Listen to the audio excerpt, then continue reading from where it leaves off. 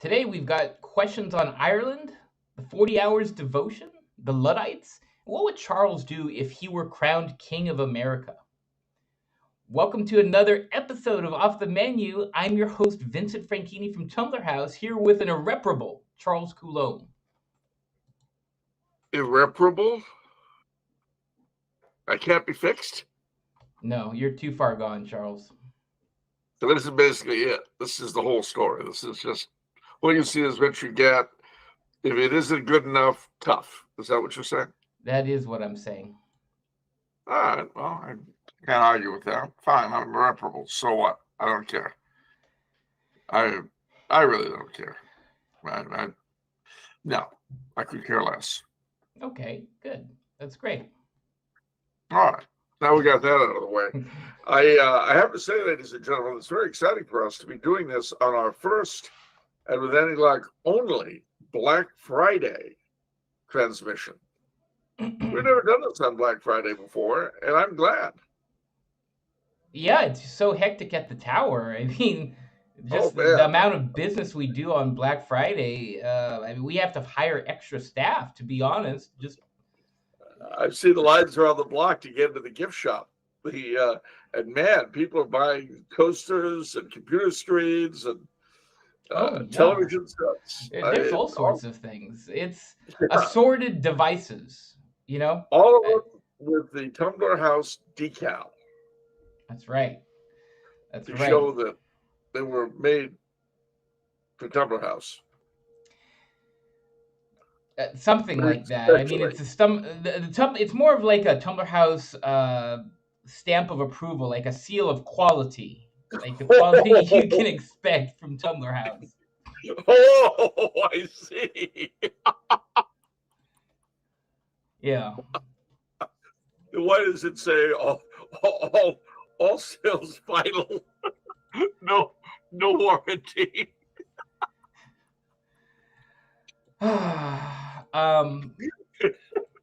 Yeah, not for resale. Not for resale.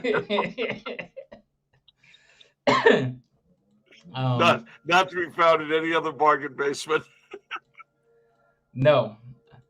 No, this is good. I mean, Officer Clancy and his boys, I noticed all this past week, were very attentive to the truck traffic on Huntington Drive. Well, it's a busy time. It's a really busy time. I mean, every Black Friday, I feel like everyone's driving around. It's just a parking lot on the freeway. And then, you have to divert traffic in creative ways to because Google Maps kind of doesn't do a good job even on Black Friday. Like for some reason in Arcadia, it doesn't work too well. So the police help out. Indeed they do. Especially for truckers. There's a reason Arcadia doesn't actually have a truck stop.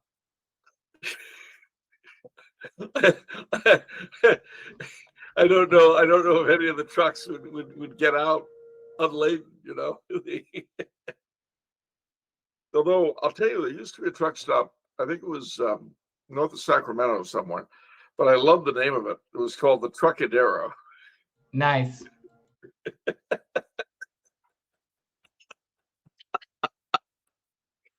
That was, it was at the Truckadero, and this is a true story. Looking at the waitresses who were all kind of rough, tough chicks. I mean, you wouldn't have wanted to meet one of them in a dark alley. I was inspired for a name for a film, and it turned out that it had already been made. And so I was once again a day late and a dollar short. But the title that came to me watching them was Truck Stop Women. Weird. Yeah, well, there was such a film already made. By who is that? Oh gosh, I don't know. Who's the guy that made Mulholland Falls and all those weird? Or Mulholland Drive? No, Lynch. David Lynch just died actually. Oh. Let me see. Truck Stop Women. Who made that? I mean, it's kind of a nice title. It got a ring to it. Came out in 1974. You see. Directed by Mark Lester. and partly financed by Phil Graham. Yeah, and here's the plot. Now, this is kind of heartwarming. It's a family film. A mother, Lou Dressler, runs a brothel for truckers on the New Mexico highways, and her stable includes her daughter. Isn't that lovely? The daughter is sick of her mother controlling things and begins working with some men from the Eastern Mafia who are attempting to take over their operation. So there you go, truck stop women. All right. Yeah, well, I can't recommend it, ladies and gentlemen, especially Thanksgiving is over, but I would not have recommended it for your family, what's the word? A marathon. Marathon? Yeah, people who like to watch movie marathons on Thanksgiving. Yeah. I would not have recommended that you add truck stop women to the assortment. All right. Yeah, that was not on the list. Watch a decent film. Nobody should watch that kind of garbage anyway. Why'd you even bring it up?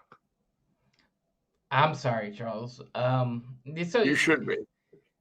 What movies do you like to watch during Thanksgiving? Well, not truck stop women, that's for sure. Well, yeah, but no, I'll tell you. Back when I was living in LA, I would arrange a movie marathon. It was always old black and white stuff, and it would start very light with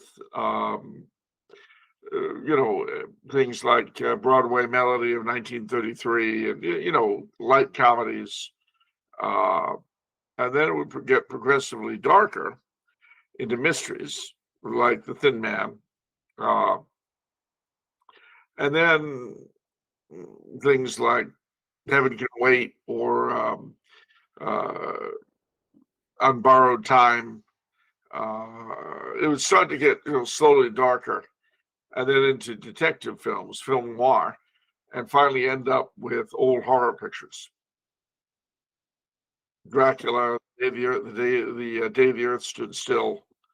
The only rule was that it had to be black and white. As I say, it would start out very, very light and end up very, very dark. And so I'd go to bed ready to have nightmares, which never came because I found very few black and white horror films frightening, but enjoyable, atmospheric. Yeah, reading chat right now. Some Western people here talking about High Noon, Once Upon a Time in the West. High Noon, I definitely use as one of my Thanksgiving pictures. Let me see if I'm on there yet. Are we on there yet? Well, oh yeah, we're on there. What are some of your favorite Westerns that, like, after 1950? How about let's say that after 1950? Oh well, I gotta kill this. Oh, okay. Let me just kill the. Because Once Upon a Time in the West, I was literally just watching that. The Man with the Harmonica. Well, yes, I would say High Noon. I'm not sure about Charles's new medication. I like that one. Thank you, Lassa 7. No, the High Noon, definitely. The Man Who Shot Liberty Valance was another favorite. What's your favorite John Wayne movie? No. Not the Irish movie. No. I mean, I like that. Man. I would say, because I'm thinking obviously The Searchers. The Searchers is my favorite. I like She Wore a Yellow Ribbon. Okay. I like The Horse Soldiers very much. Yeah. The Shootist, oddly enough. Oh, and yeah, the old. The last one he did. Yeah. Which is sort of a paean both to his career and to the legend of the Old West. Yeah. And there was an interesting question I just saw from Arch Davy. He was asked why I liked Westerns, but I found myself unable to come up with an answer. Any thoughts on what makes Westerns attractive to young men? Yeah, actually, since you ask. Oh, Ride the High Country, Rio Bravo. That's a good film. And The Unforgiven. Yeah. The Wild Bunch, The Searchers. Yeah. Um, Not a lot of spaghetti westerns in here. Come on, guys. Come on. Let's go. Fistful no, of dollars not for a too few many. dollars more. Good, bad, the ugly. Actually, Well, Once Upon a Time in the West is obviously that's Morricone. there's But a reason. There's a reason why they don't like spaghetti westerns and they like the American kind. It's because the American westerns. You know who best expressed it, believe it or not, was George C. Scott in one of my 2 or 3 favorite films, uh, full stop. They Might Be Giants, where he plays a judge who goes crazy and thinks he's Sherlock Holmes. But he says what he loves about the Westerns is that they have a very strict moral sense. Good is, justice always prevails and so on. And that was the way it was in the old Westerns. The spaghetti Westerns don't have that kind of moral sense, which is why I think they don't appeal to young men the way the old ones do. Let me see if I can get an exact quote on that. There might be giants. Scott well, I think part of the Western. appeal is that everything is up for grabs. Any sort of clever um, or cunning like stuff that you could do in a little town and be enterprising. Um, I think that's part of the appeal, at least for me. Well, the interesting thing, uh, the thing about There Might Be Giants, about the comment, as I say, is that moral sense. Uh, and I really think that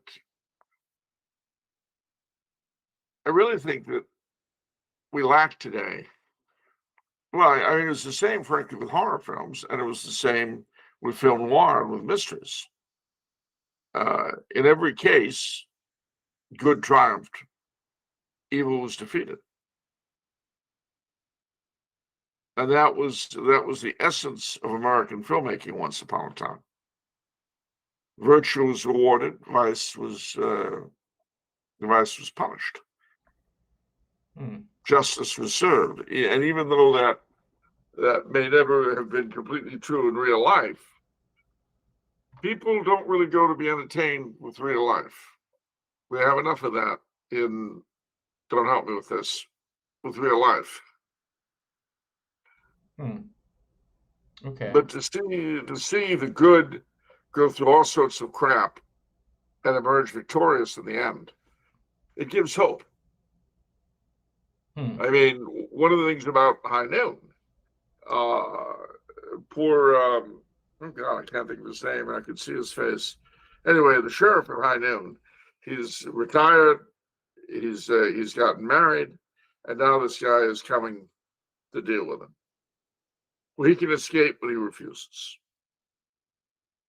And he says he's got to stand his ground. Well, he goes to everybody, and nobody will help him. No one.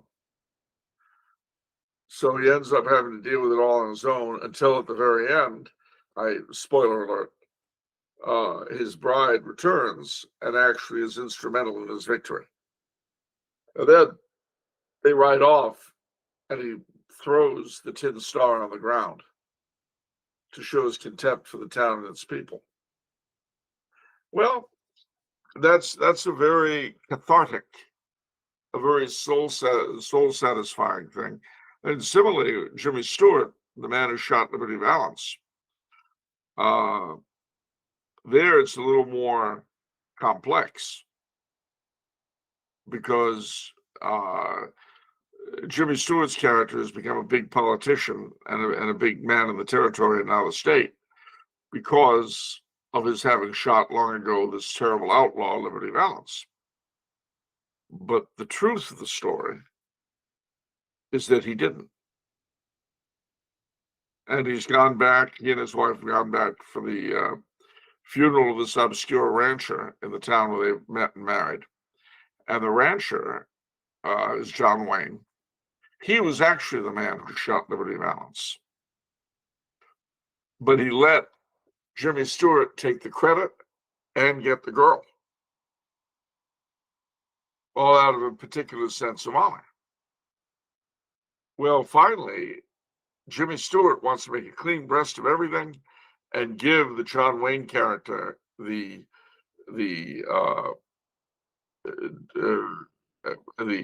praise he deserves, because he was the man who shot Liberty Valance, not Jimmy Stewart. So he tells the whole story to a couple of newspapermen, and when he finishes, the one says to the other, Senator so-and-so, this is the West. When you've got a choice between the truth and the legend, to print the legend. So Jimmy Stewart kind of shrugs. And then a porter helps him with his bags or something. He says, well, thank you very much. Oh, no problem, sir. Nothing's too good for the man who shot Liberty Valance. Yes. I mean, yeah, that has all the moral complexity. You can, and yet virtue still triumphs, sort of, kind of.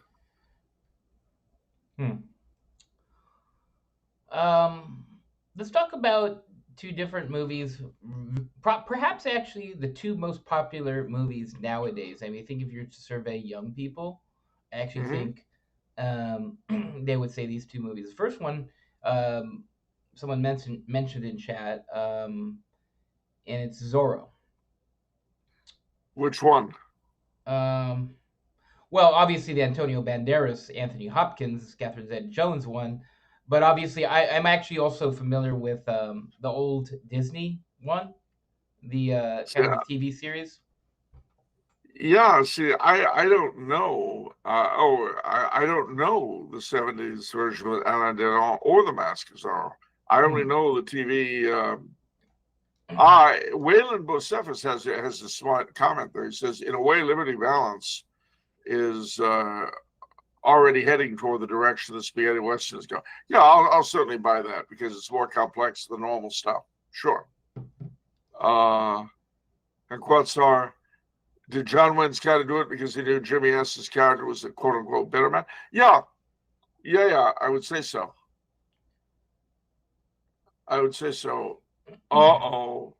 Spoiler special. I always tune out when Charles ruins a film I have not previously seen. I'm glad to hear that. I don't believe that. That's Mr. Smith. I'm pretty sure like he sees a lot of movies. I know him well enough where I'm pretty sure he's seen Liberty Valance. All right. Let's talk about the Western for people who don't like Westerns. Let's say that. And that is Tombstone. That I've seen. What do you think of that? That was a good film, actually. I enjoyed it. Yeah, I thought it was really good. I that was one of my favorite Val Kilmer roles. And it was complex without being cynical. Yeah. So okay, good. I thought you would like that because it's kind of got that classical feeling, you know. Okay, that's good. Let's see. Anything else in the chat? Rango, Geronimo, Cheyenne, Autumn. Let me see. You've only had 70 years to see the movie. Well, I have seen The Man Who Shot Liberty Valance, but I would have tuned out had I not.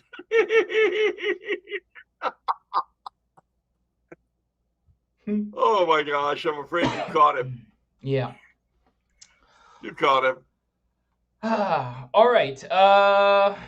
Let's move on. All right. Anything else? Liberty Valance would ride to town. The men would run and hide. They'd hide. Yeah. When Liberty Valance would come to town, the girls would step aside. Because see, the point of a gun was the only law that Liberty understood. And when it came to shooting fast and something, he was mighty good. You know what's sad though? The song and the movie were never together. interesting. Yeah, I don't recall that.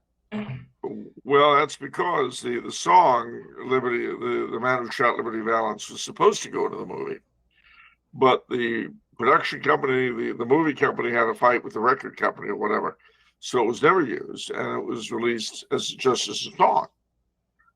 But if it had been part of the movie, it would have been as important a part of it as High Noon is in High Noon.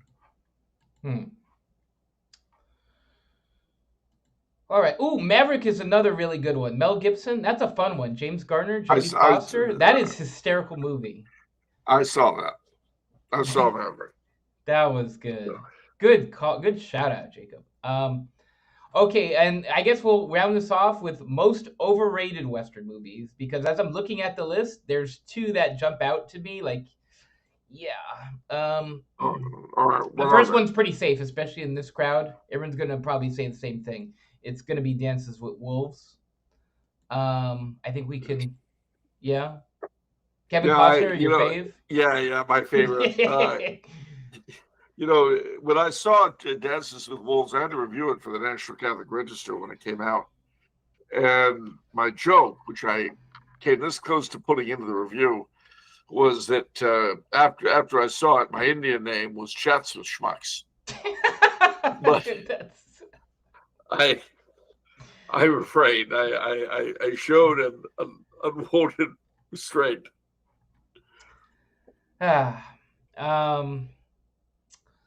All right, and the other one that I am thinking of, this actually kind of a unpopular opinion. I'm not sure how everyone's going to receive this, but I really don't like Butch Cassidy and Sundance Kid. That I did not care for that dynamic or that sort of. I have a problem with Robert Redford a lot. He's dead. Yeah, that's right. Hey, actually, is he dead? He must have died recently. No. Robert Redford. He just died last week. Did he? Last week. Yeah. I mean, wow, I missed that one. You're dancing on his grave, basically. That's what it comes down to. I mean, basically. He just needs to get over himself, though. Right. I'm sure he has now. Yeah. So, wow, that's yeah. But any comment on the movie, Charles? Did you like it? Yeah, I did actually. I mean, it was again. Remember, I saw it when it came out in the 70s. So it wasn't an old picture when I saw it. The music I thought was kind of an odd accompaniment even then. Raindrops are falling on my head, which I don't know what that's all about. I mean, and they're on a bike. Is that a Western type thing? What is that? It's a 70s thing. It's to be, I don't know, try to get to the essence of their friendship or something. I don't know. But suffice to say that Butch Cassidy and the Sundance Kid was, it was also kind of a prequel to The Sting. Yeah, well, that duo. I did like The Sting. And they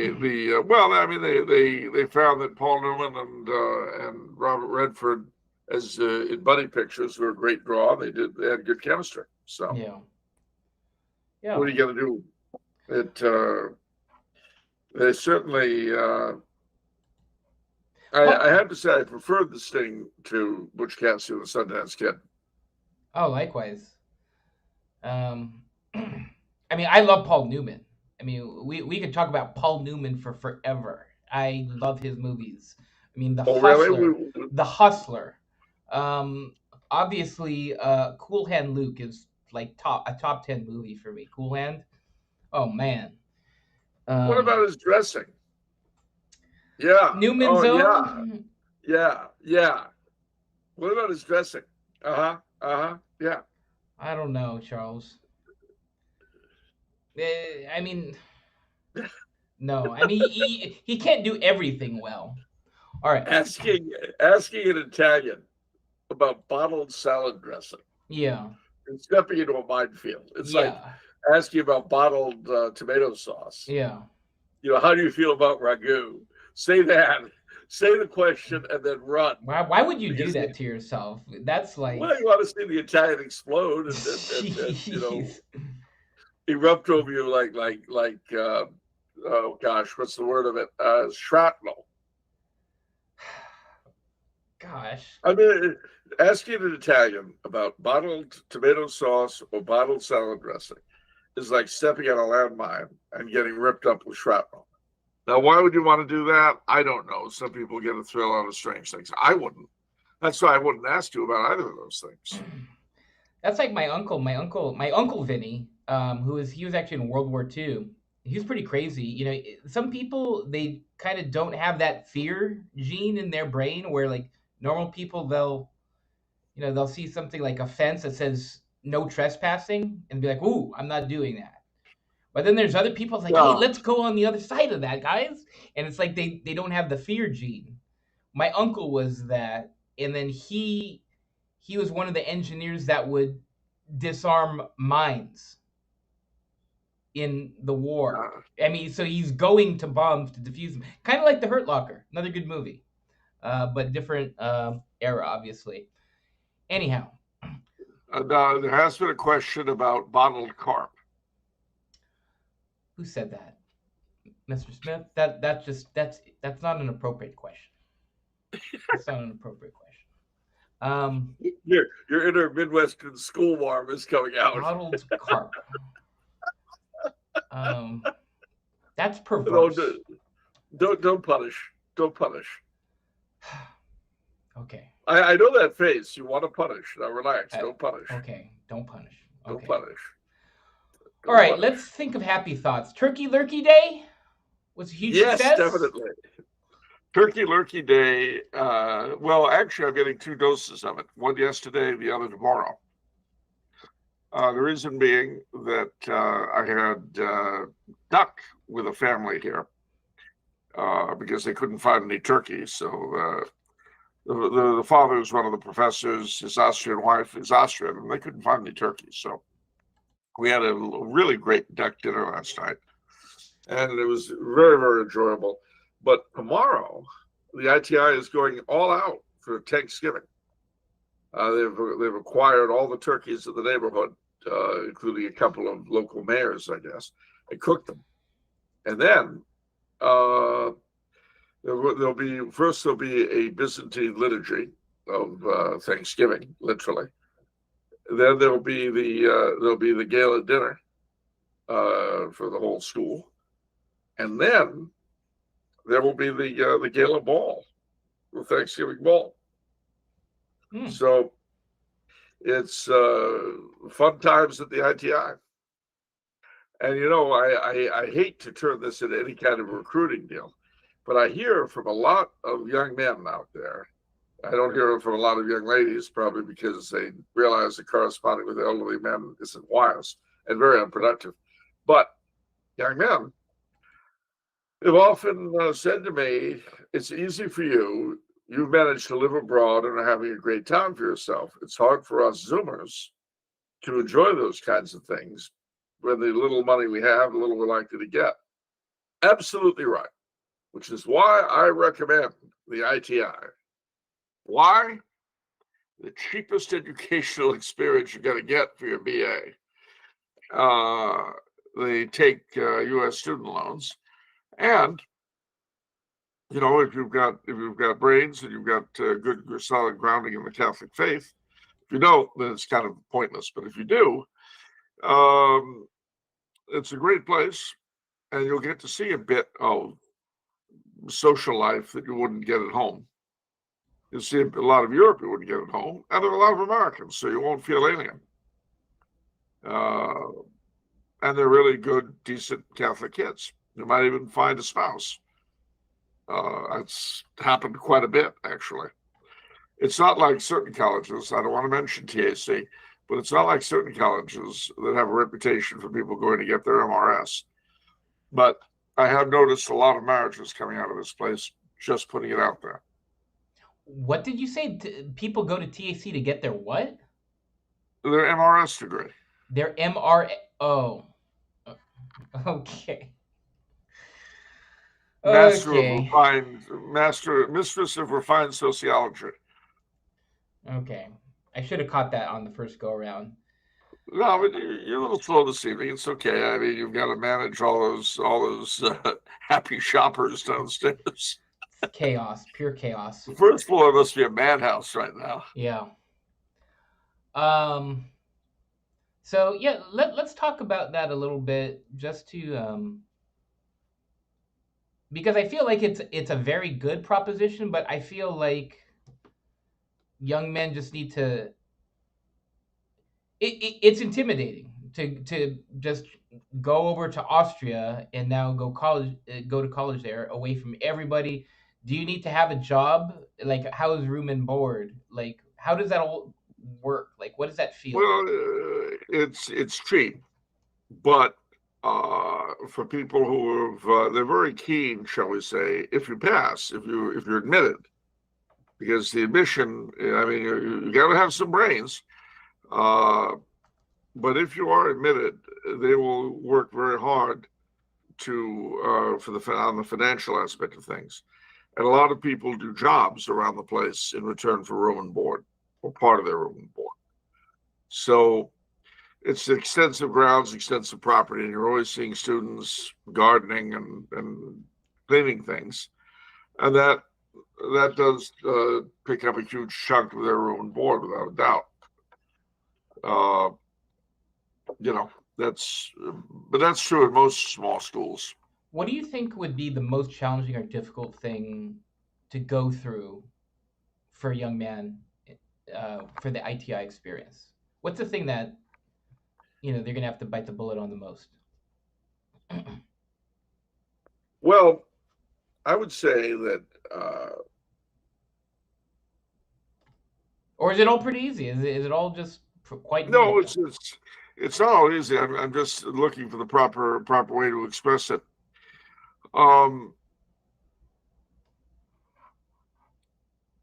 You have to have an ability to listen, because the teaching here is not simply being lectured at. It's the seminar method. And what does that mean? It means that you read a book or something, and you discuss it in class. Now, the professor will lead the discussion, but and if you haven't read the thing, you're going to be in a bad way. You can't get to it with Cliff Notes. You've got to actually do the reading. But you've got to be able to listen to other people's opinions, even if you think they're poppycock, and do so respectfully. And contrary-wise, they have to listen to yours, even if they think that you're full of it.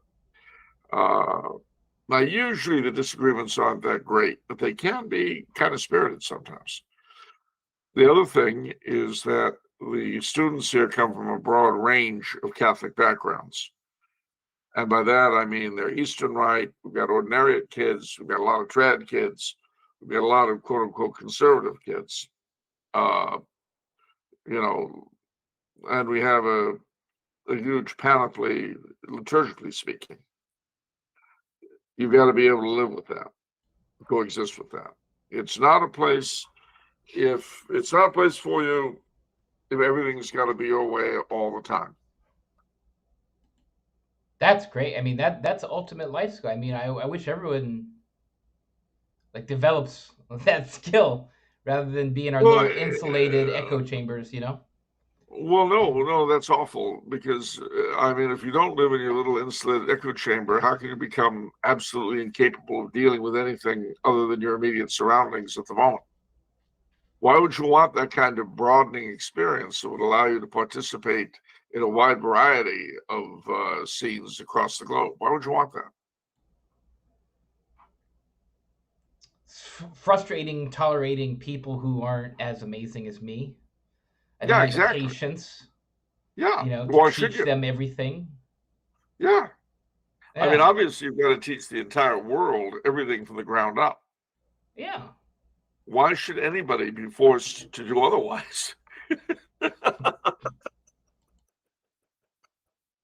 No, so I mean, it does.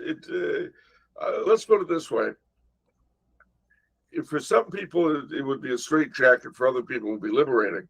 But basically, the biggest thing about the ITI, other than intellectual ability, is you've got to accept the 4 creeds. You know, if you can do that. Now, mind you, we have had a few non-Catholic students, but a lot of them tend to convert. So I mean, it's not. They're it's asking not for it. Well, it's like this. The problem. This Protestant guy that at Saint Therese. I mean, he was in charge of the music for the TLM, and I'm like, man, that ain't gonna last. Like you ain't. Like you're. Like if you go to the TLM that much and you're doing music, like forget about it. Like you're done. And I guess he converted, didn't they? Oh, of course he did. Of course he did.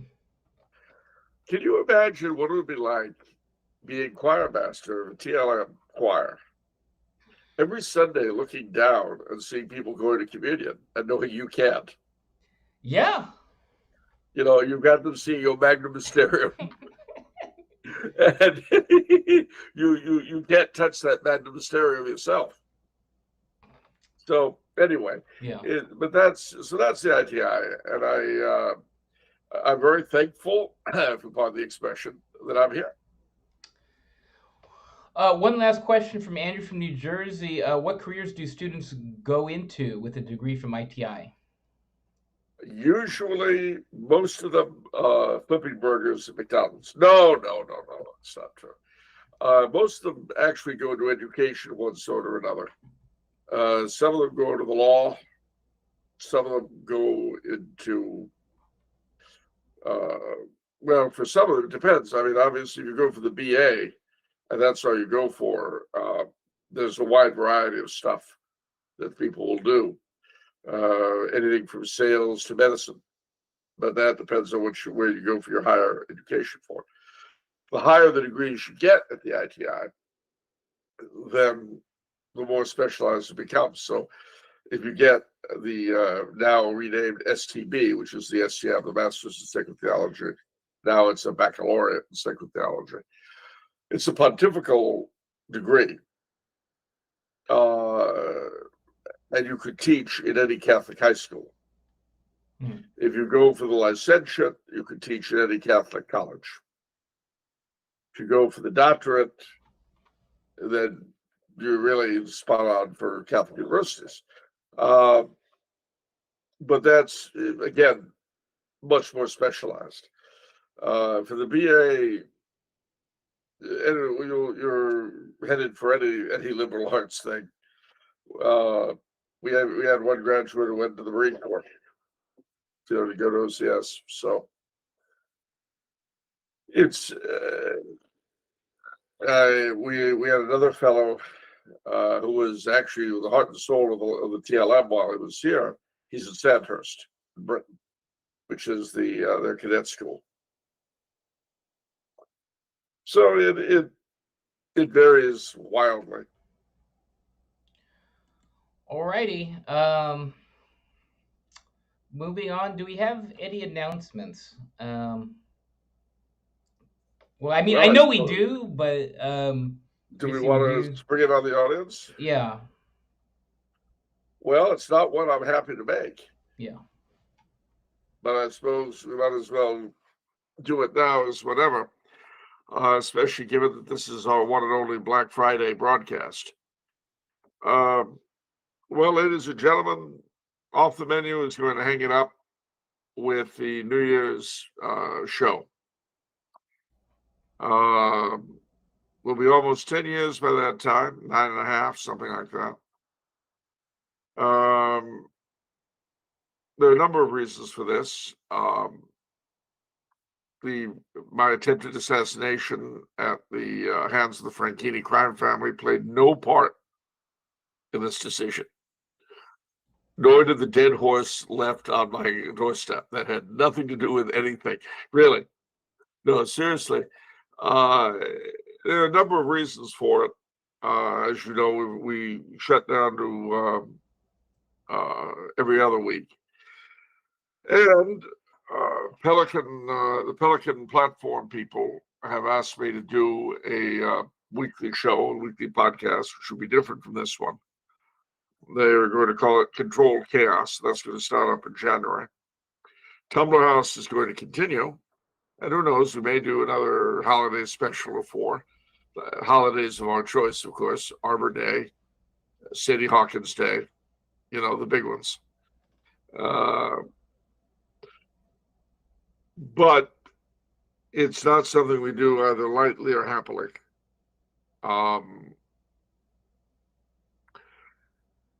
It has been a wonderful ride for 10 years. I can say, speaking for myself, that it's been one of the happiest and best things I've ever done in my life. I'm very grateful to Vinny for coming up with the idea and for making it all happen, because he did. I was the loud mouth and the talent, as they say in Atlantic City. But it was Vinny who did everything. He was the mastermind. He made everything happen. There would be no off the menu without Vinny. And I want to go on record here and now publicly with I have no words to describe the gratitude I have for Vinny, for what he did. And that day, week in and week out, regardless of his own personal difficulties, putting out maximum product for you guys, it's something I simply couldn't do. I wouldn't know how. I couldn't, where would I begin? So I can honestly say that the biggest share of the credit, if there is any credit to be had for this show, has really been Vinny. It was a platform for me, which is great, but a platform is essential if you're going to do anything. And I simply couldn't have done it. So my gratitude is undying. And, I hope in future at some point we'll work together again, God knows what. And we'll see how things work out in the future. Tumblar House, as I say, will continue. The old shows, 10 years worth of them, are still very much with us. And I don't know, they might put them behind a paywall or something, make some profit out of them, which I think would be a good idea to keep Tumblar House solvent. Keep old Rose fed. Keep Tyrone from, going on a rampage. Boy gets trigger happy when he gets hungry, But at any rate, we'll continue doing the show, however, through January. Tonight is through the 1st of January, the first, whatever that might be. So we'll see the new year in together. And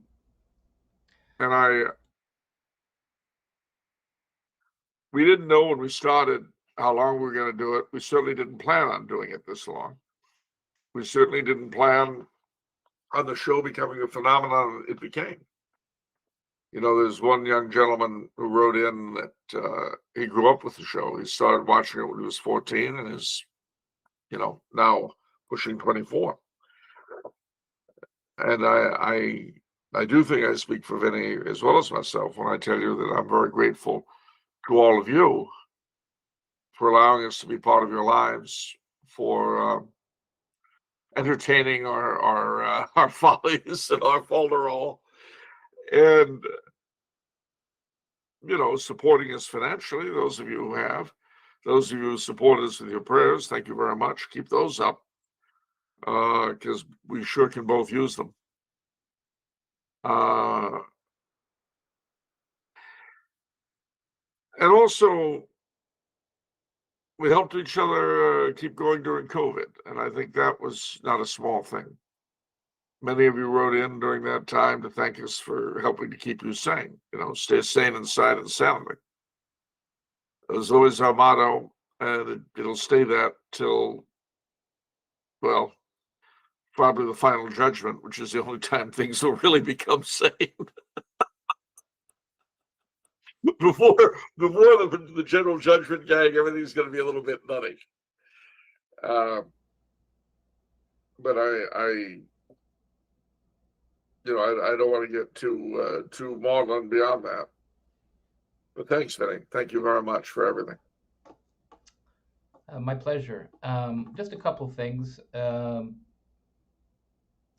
This whole sort of ramping down process was kind of independently initiated by me, in terms of getting my life in a certain place, sort of priorities and duties, et cetera, et cetera. But with Pelican coming up, that sort of expedited this process a little bit, kind of. So it's happening more quickly than perhaps we would have otherwise done it. Yeah. But with Pelican coming up, that actually makes me really happy because it feels like it's the right time to do this. And it gives me a lot of joy to be able to sort of step aside a little bit, so Charles can go into sort of bigger and better things with Pelican. They may be bigger, but they'll never be better. The couple things about that's what I wanted to say. Yeah, no, I mean, we started the podcast. One of the reasons why I wanted to start the podcast, well, actually, probably the biggest reason was I thought it was criminal how hidden and obscure Charles was, and his thoughts, and his just everything, his personality. I thought it was criminal how little known he was, and at the time I was a huge introvert. I was scared of my own shadow, but it was something that it seemed like I needed to do it, otherwise it was going to happen. And now, when you look at, you sort of survey the landscape, Charles is quite clearly, his thought is injected into the bloodstream of Catholic thought and monarchist thought. I realized it was mission accomplished when I saw monarchists on Twitter, American monarchists, who had never heard of Charles. And frankly, that kind of pissed me off initially. Like, I was like, what the hell is the matter with you? How could you be an American monarchist and never hear of Charles Coulombe? That was my hot-blooded Italian reaction there. But then I realized, eventually, after I cooled off after a couple months, that that's what legacy looks like, where Charles has, put his thought out there. He's got people who attach themselves to that thought, and then they carry it forward to future generations. And so that already happened, you see? And so, mission accomplished to me. And I'll just add that, my thought really isn't original to me either. I mean, I've passed along what I picked up. Yeah. The last thing I'd ever want, frankly, is a school of Coulombists. The Casement idea that has plagued the French right. What I want is for the ideas, the good ideas that I've inherited, to be passed on. And it doesn't matter if I'm remembered or not, so long as the ideas live and eventually are incarnate in some form or other. I mean, we often get the thing today about, well, why, the accusations of LARPing and all this. Well, you know what? In the 1700s, Voltaire was the supreme LARPer. Big LARPer, big time LARPer. Not so much of a LARPer now. His thoughts dominate everything. Now, the thoughts that I have inherited are not really my thoughts at all. They're the thoughts of the various Catholics based upon what the church has taught forever. They were once supreme, unlike Voltaire's thoughts, which were, those were original. Those were completely original. The stuff that I've tried to push in my life is not original, really, but it has worked for long periods. And please God, if the final judgment isn't anytime soon, will work again. As well as anything human does work, which always bearing in mind, ladies and gentlemen, there's no utopia on this side of the grave. So don't expect perfection, but we can have things better.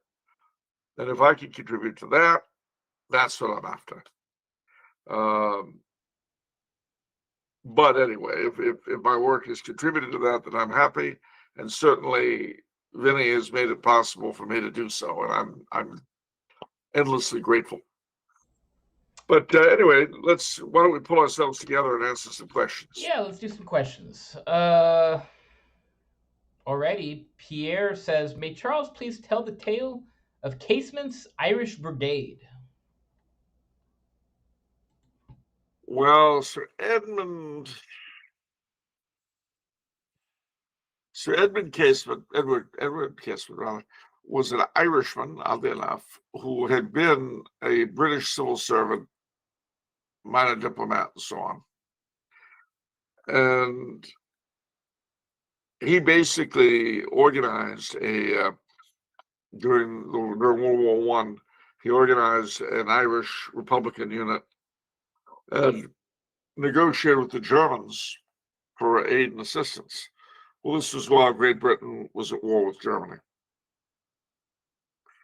Roger Casement, why did I say Edward? Sir Roger Casement. Anyway, doesn't matter. Point is, he was caught receiving the arms and tried and executed. Now, during the course of the trial, his diary was found and presented. There's a huge fight to this day over whether or not the British government forged the entries of the diary.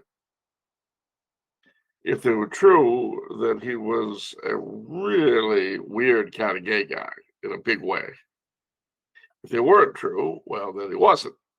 But this was has been held since to have spoiled the jury against him, because in those days that sort of thing was not looked upon favorably.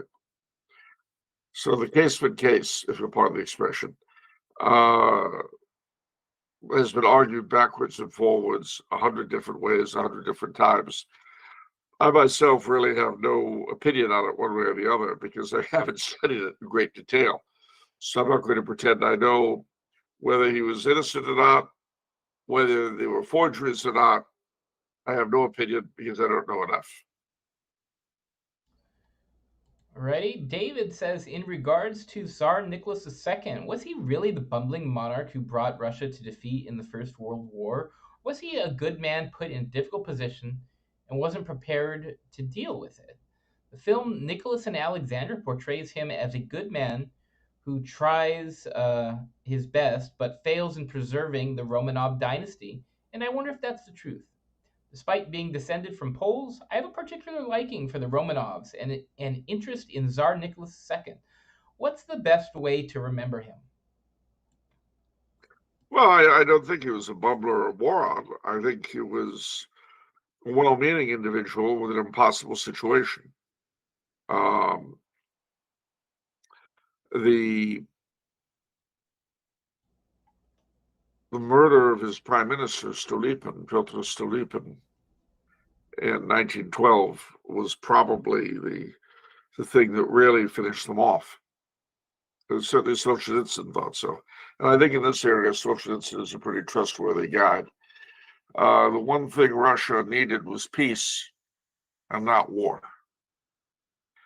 And unfortunately, during the period from 1905 to 1908, the War Party was in charge in St. Petersburg, And that was why when the Tsar and Kaiser Wilhelm came back in 1905 from their cruise together, being first cousins and good friends, they had signed a peace treaty between their two countries, both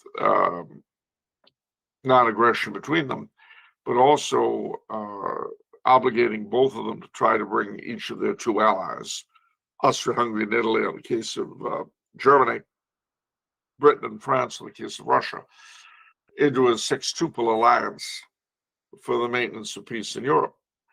They returned home to their respective capitals, and their quote-unquote governments immediately denounced the treaties and threatened to resign unless they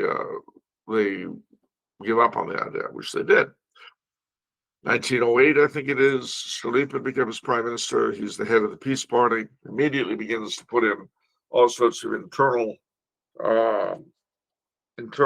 reforms. But he said very clearly, and mind you, this is in the wake of the debacle of 1905, when the Russians were defeated by the Japanese.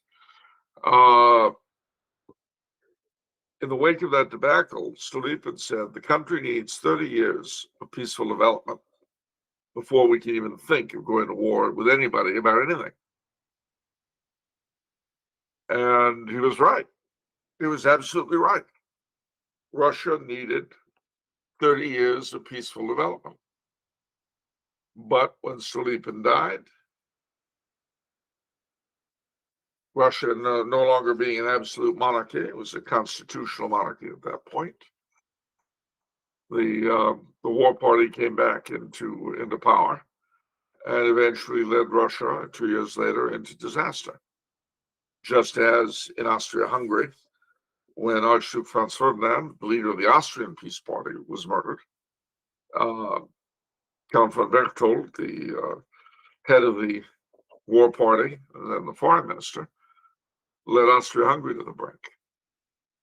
And Serbia, responsible for the murder, who's chief of the secret police, was responsible for Franz Ferdinand's murder. They were not in a position to do the right thing, shall we say. Although they would end up executing Apis, the man who ordered the hit, themselves in 1917. So, again, the politicians in Belgrade couldn't afford to look weak in front of Austria-Hungary with the upcoming November elections. So they accepted all of von Berchthold's demands except one, which was the use of Austrian police alongside Serbian to investigate the murder. Von Berchtold was afraid, because his demands were so reasonable, he was afraid the Serbs would accept them all. So he wanted a war, the Serbian government wanted a war, the Russian government wanted a war, and they all got what they wanted. Another victory for democracy. Righty. Pierre says, to what extent are Protestantism and Calvinism responsible for the French Revolution? Well, that's a little bit of a tricky question because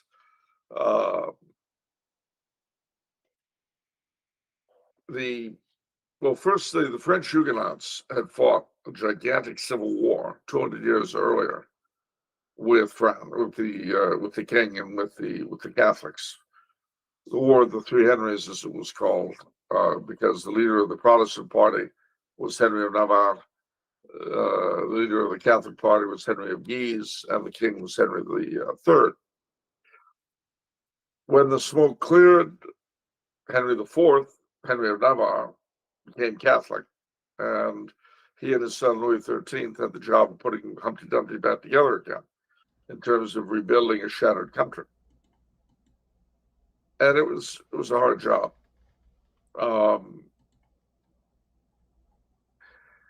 The Edict of Nantes, which gave the Huguenots not only liberty but also control of several towns, was piece by piece dismantled until finally, I think in 1689, it was completely abolished. and the Huguenots either had to convert or leave France.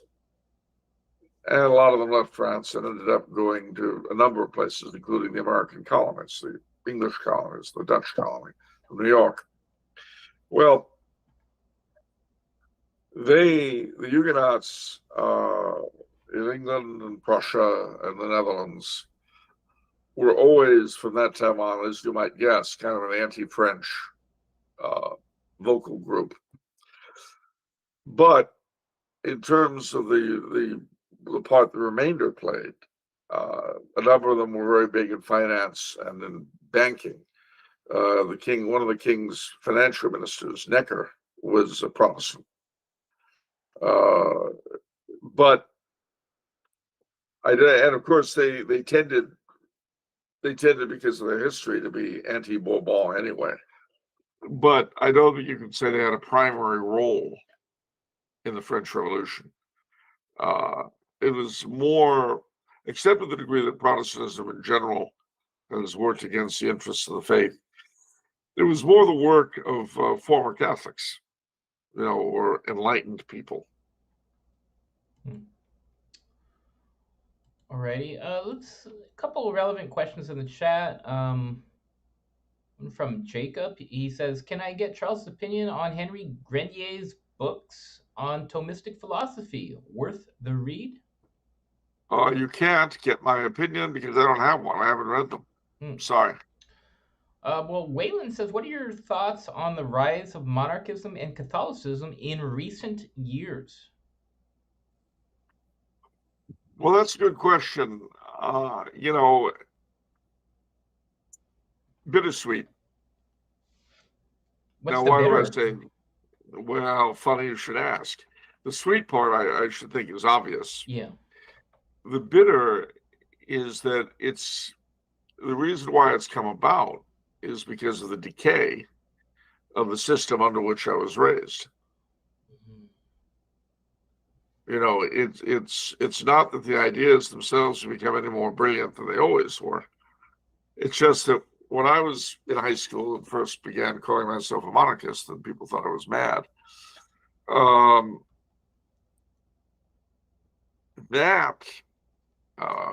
That time and place, everything was fine, but the American system seemed undeniably superior.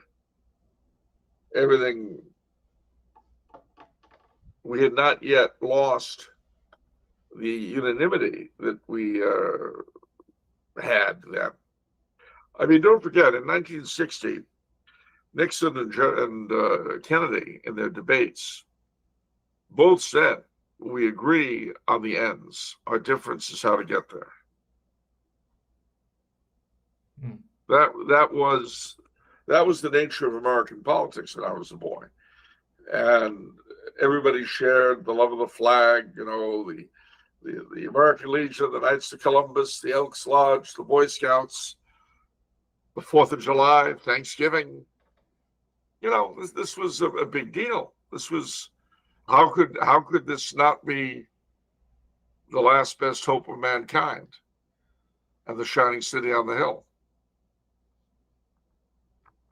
Jefferson, the founding fathers, Washington, Lincoln, the Pilgrims. This was the salvation history. And that's all gone. And as I've said before in other shows, I might have said on this one, I feel very much like a Catholic of the Roman Empire in the 200s. I know the state is based on falsehoods. I don't believe in Vesta, and so I don't believe in the Vestal versions. I don't believe in Jupiter. I don't believe that the empire is the right hand of Jupiter and the gods. I don't believe that. I'm a Catholic, and I know that the empire is based in a lot of things that are kind of evil. But you know what? It's also my country. It's all I know. It's the country I was raised to live under and to serve. And I have served it to the best of my ability. You read the writings of the early Roman Catholics in the 200s and earlier, Tertullian, the emperor will find he has no more loyal subjects than we Catholics. We won't worship him, but we pray for him. And we pray for him to the true God, which none of his other subjects do. And so, knowing as I do that the whole thing is based on false principles, and knowing that one day it will fall, don't expect me to be happy about it. Even though I know it has to happen, and even though I know in the place of St. Justin Martyr and Tertullian, we'll have St. Ambrose and St. Augustine one day. We'll have some sort of a Constantine, maybe, could be. But I won't live to see it. What I will live to see is the complete and utter ruin of everything I was trained to believe in, civilly speaking, when I was a boy. That's the bitter part. The sweet part is knowing the truth will triumph. The bitter part is knowing that the world I loved must pass away for that to happen.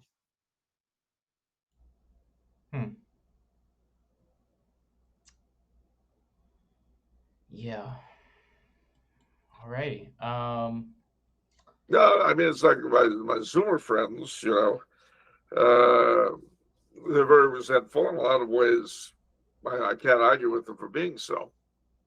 And sometimes, like the comedian who I've often quoted, and I can't remember his name, but he said, sometimes I wish the boomers would just go. Problem is, when they do, they're taking me with them.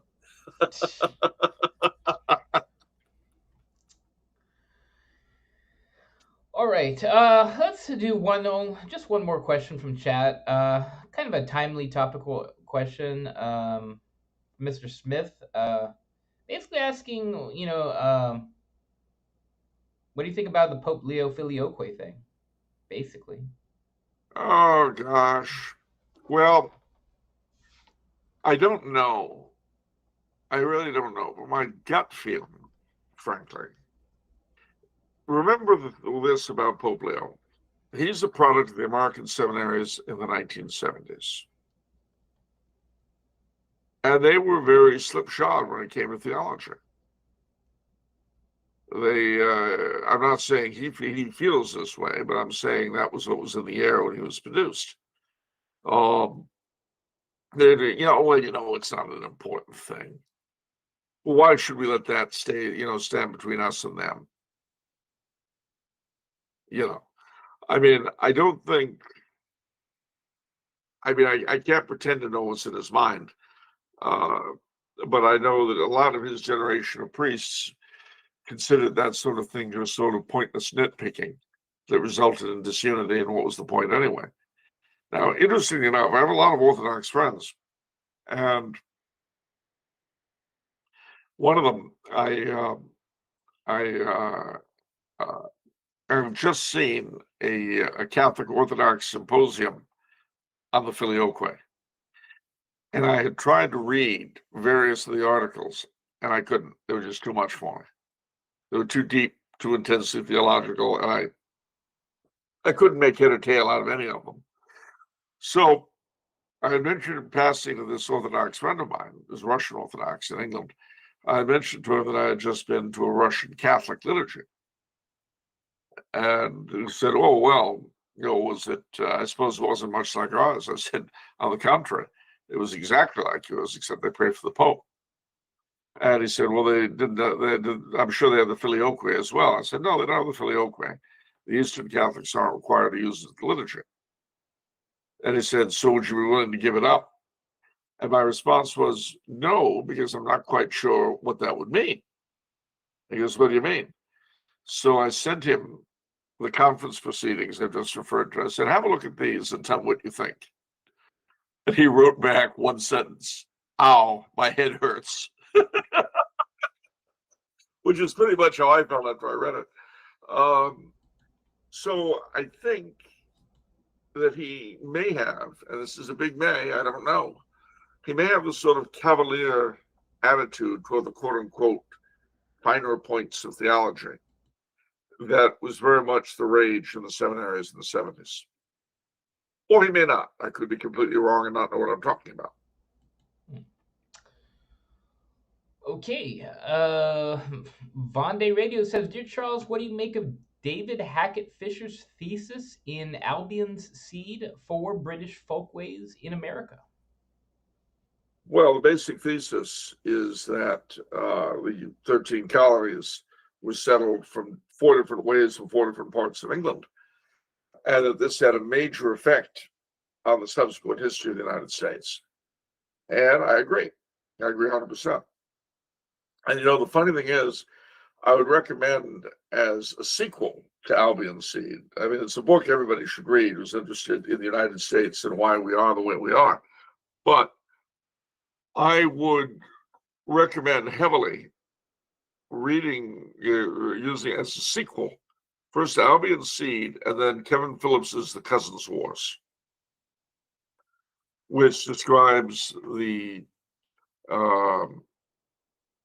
Protestant Revolt, Wars of the Three Kingdoms, the Jacobite Wars, the first American Civil War that we call the Revolution, and the second Civil War that we call the Civil War,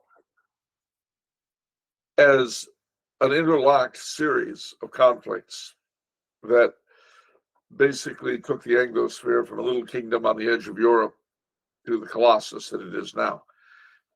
And I think it's very important that these 2 books be read in tandem. Okay.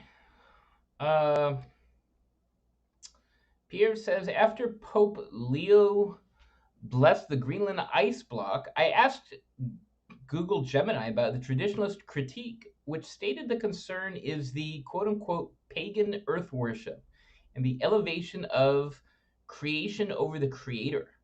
My question is, why is valuing ecology and science perceived as hostile to traditional Catholic piety rather than a natural extension of it? View the blessing of the elements as a positive return to the church's historical role in global affairs. Is this a legitimate spiritual act or just mental gymnastics?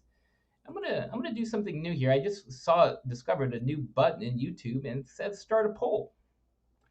So I'm going to say, is the Pope's blessing of Greenland's ice block a positive?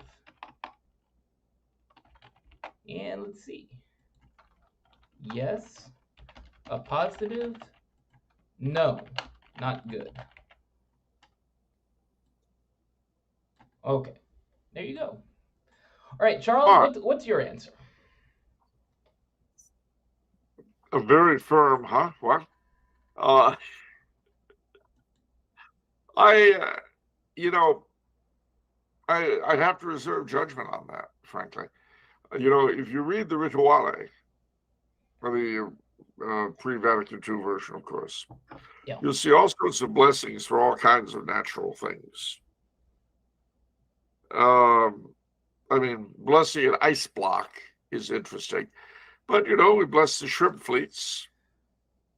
My all-time favorite blessing is the Polish priest who's blessing the gun range. And man, he's blessing it by firing a gun. And he looks like a total gangster priest. It's the greatest picture I've ever seen captured. Do you know what I'm talking about? I do. Yeah. He was your great uncle Giuseppe's confessor. Oddly enough. But the truth is that blessing the natural world. I recommend very highly reading the prayers of the Rituale in the original Latin if you can, or with the aid of Google Translate or something, because they make it very clear when you bless something, you're removing it from the satanic dominance over the natural world, the prince of this world, and reserving it to the power of God, the power of Christ. And of course, everything that gets blessed in Latin is addressed as creatura, creature. something created by God. And each of these blessings, in a sense, is as well an exorcism. In the traditional Roman Latin baptismal rite, when the person is first baptized, or before they're baptized, when they're first addressed by the priest, they're called creatura, just like salt or water or bread or meat or anything that gets blessed. Then, when the vows are made and the saliva is applied and all the rest of it, then the priest calls the individual plasmata, which is a weird term meaning sort of formed one, or emanation. It's an odd term. Only when the waters of baptism finally flow on the fellow's head does the priest call him Filioque, child of God, son of God. So this is why I'm really hesitant. I haven't even looked at the text of the blessing. Maybe we can find this. That would probably help me make a more definitive comment. Blessing of ice cap.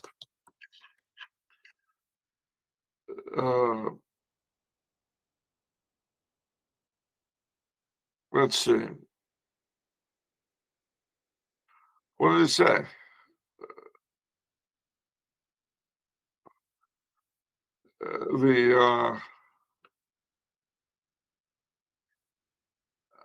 All right. What did he say? What did he say? I want the prayer. I don't want the picture.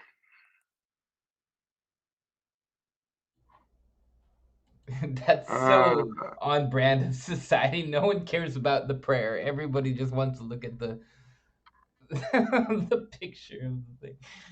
Oh man. All right. Now, of course, the Pope blesses the slab of ice. It just lingers there. The head of the Catholic Church has no business being anywhere near the circus. Well, that might well be. But the question is, what is the prayer that he used?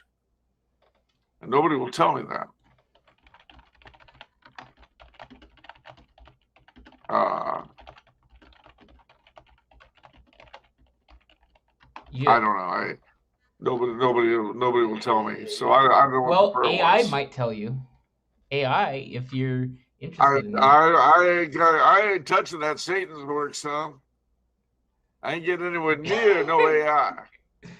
AI is like a cyber Ouija board. I ain't touching it. Well, I don't know if that's true, ladies and gentlemen. But I do feel a little pinky about AI. Okay, so it is citing the sources. It's not hallucinating. So it is citing a couple different websites. So I'm going to read it. The prayer is, Lord of life, bless this water. May it awaken our hearts, cleanse our indifference, soothe our grief, and renew our hope through Christ our Lord. Amen. That is what these websites are saying. Okay, well, it sounds very similar to the new blessing of holy water. Oh, okay. Is that good or bad? Well, the old blessing of holy water was a lot better. Oh, okay. But the new blessing of holy water, let's see if I can find it. Blessing, not of ice cap, of holy water. Outside of Mass.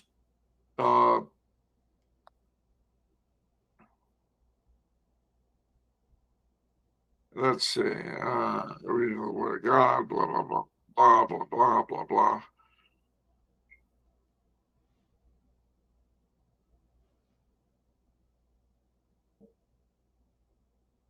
Okay, let's see. I'm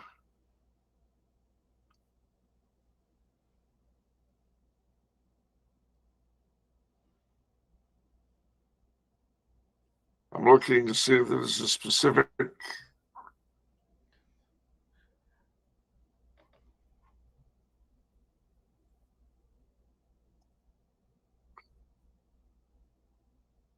it's boy, it's prolix, but where's the actual prayer? Here's the prayer blessing. Blessed are you, Lord, all-powerful God, who in Christ, the living water of salvation, blessed and transformed us. Grant that when we are sprinkled with this water and make use of it, we'll be refreshed inwardly by the power of the Holy Spirit and continue to walk in the new life we receive in baptism. We ask this through Christ our Lord. The other is, Lord, Holy Father, look with kindness on your children redeemed by your Son and born to a new life by water of the Holy Spirit. Grant that those who are sprinkled with this water may be renewed in body and spirit, and may make a pure offering of their service to you. We ask this through Christ our Lord. Amen. Now, the traditional blessing of holy water is very different. They've got to make sure I'm a human being and not a bot. This is tiresome. Okay, here we go. Oh, salt, the exorcism, here's the exorcism blessing of water. That's what I want. O water, creature of God, I exercise you in the name of God the Father Almighty, in the name of Jesus Christ, his Son, our Lord, and the power of the Holy Spirit. I exercise you so that you may put to flight all the power of the enemy and be able to root out and supplant that enemy with his apostate angels, through the power of our Lord Jesus Christ, who will come to judge the living and the dead and the world by fire. Amen. Let us pray. O God, for the salvation of mankind, you built your greatest mysteries on this substance, water. In your kindness, hear our prayers and pour down the power of your blessing into this element, made ready for many kinds of purifications. May this, your creature, become an agent of divine grace in the service of your mysteries to drive away evil spirits and dispel sickness, so that everything in the homes and other buildings of the faithful that is sprinkled with this water may be rid of all uncleanness and freed from every harm. Let no breath of infection and no disease-bearing air remain in these places. May the wiles of the lurking enemy prove of no avail. Let whatever might menace the safety and peace of those who live here be put to flight by the sprinkling of this water, so that the health obtained by calling upon your holy name may be made secure against all attack. Through Christ our Lord. Amen. So So this is interesting. So you're saying the prayer is what matters, the nature of the prayer. Is that what you're saying? yeah, I mean, if he obviously it's if you excuse the expression, it's a watered down version of the watered down, right, the blessing holy water. Okay. Yeah, so chat voted 75% saying 75% said no, not good. Looks like 10 out of 12 votes, which is interesting because the vote kind of happened before we talked about the prayer. So that's almost suggests that it's like blessing ice in that context is de facto not good. Or maybe it's just bad optics or whatever. I don't know. But it's interesting. So that's maybe the Holy Father doesn't read the room very well when it comes to believing Catholics. Who knows? Yeah. All right. Well, thank you, everyone who voted. In the immortal words of his predecessor, who am I to judge? Alrighty. Pierre says, may Charles offer commentary on Ireland's further descent into madness, considering they just elected a socialist? We kind of talked about this last episode, but I don't think I formally asked it, so we'll just touch on it again. Catherine Connolly she is the epitome of all that's worst in the New Ireland. She really is awful. She was very pro-abortion, very pro the whole gay marriage thing, gay rights. She's the epitome of what Ireland has become. You might say that she is the end home rule for Ireland poster chick.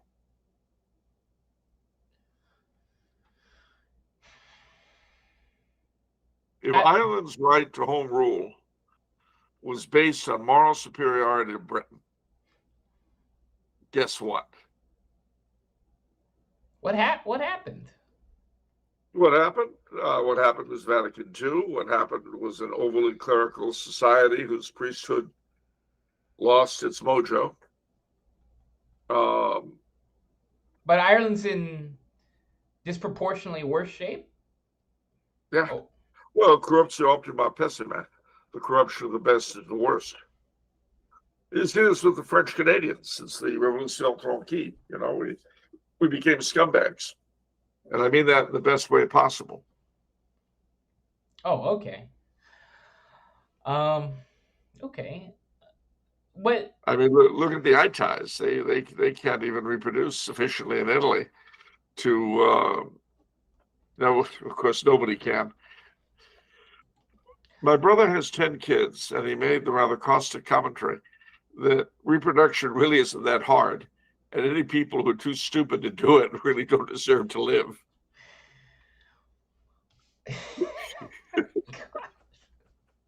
That's very Darwinian. It's very, and it's also kind of Coulombish, actually, because I mean he has 10, so well, that's I think it's safe to assume he knows what he's doing in that area. You know what astonishes me? We have talked about this on the show time and time again because it's just so unbelievable and astonishing to me is how much can liberals run the government into the dirt for, whether it's Ireland, whether it's California, whether it's New York. How can they run the state or the country into the dirt so heavily and still it seems like nobody minds? It's like, well, like there's no action being taken. And it's like, oh, well, it's Trump's fault or someone else's fault or something like that. And there's no accountability. And my question is, how much does the manure have to pile up before somebody says, hey, maybe we should do something? And what's happening to create that sort of distraction? I just don't understand this entire phenomenon, how everyone can be that out to lunch. Well, you really should have lived through the 60s, who would have helped.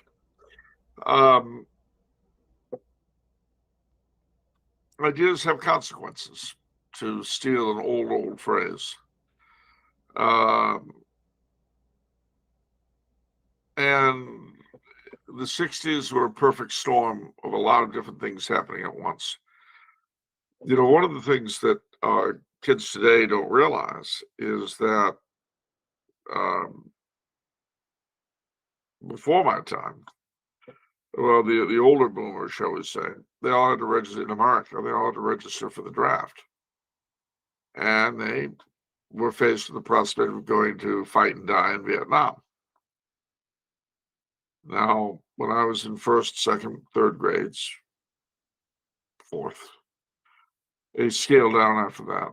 But not every month, but maybe a couple of times a year, some kid would be called to the office, and you knew that the brother had bought it in Vietnam.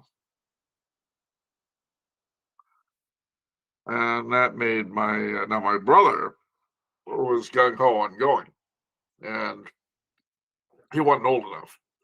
And so in the end, the great irony is that he joined the ROTC about 2 or 3 months before the war ended. And so for the VA purposes, he's considered a Vietnam era veteran. But he that was a big shadow over them, and it lent a lot of credence. I mean, it was a war that most people didn't want to fight, didn't want to have anything to do with, and it was in our homes every night on TV. And again, they didn't do that with the Forever War. I guarantee you, if the Forever War had been treated by the media the way Vietnam was, it wouldn't have lasted 20 years. Mm. Okay, that wouldn't have happened. And if we had had a draft, it wouldn't have lasted 20 years. But because we had a volunteer armed forces, and because the great middle classes and certainly not the upper classes did not send their children to go fight over there, but the burden fell on the poor whites and the minorities. and the poor whites formed a majority of the combat arms, people didn't care the way they cared about Vietnam. Notice there was no real anti-war movement. One of the things that made the counterculture really go, some of its origins were in the civil rights movement in the early 60s, late 50s. But then 65, Vietnam begins to pick up its pace. Gulf of Tonkin resolution, then we start sending grad soldiers over. It requires more and more American troops. In 68, what would later be my guard unit is sent over. And that the only guard unit that was. And they didn't participate as a guard unit, so they didn't get the streamer. They were broken up as replacement troops. But that was the closest that we came to engaging the National Guard in the thing, which, as you remember, during the Forever War became routine. Well, how did everybody go so crazy? Well, a lot of stuff was going on. Monsignor Clarence Pope, I think Clarence is his name. He's got a wonderful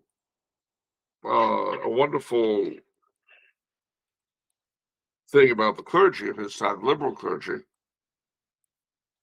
The fellow's explanation as to why they all went wacko. Let's see if I can find it. If I can, I'll give you the link. Let me see. Wrong name. Sorry. You've got Clarence. It's Charles.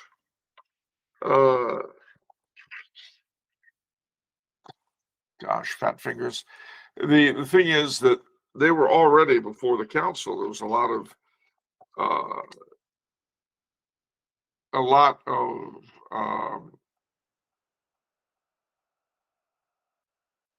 disbelief. Some of it having to do with salvation, of course, but a lot of it also having to do with things like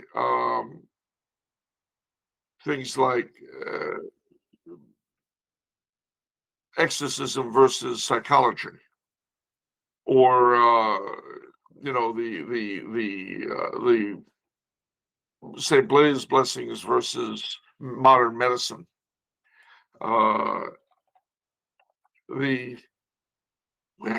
Boy, I just got the bloody thing. It's annoying. Well, anyway,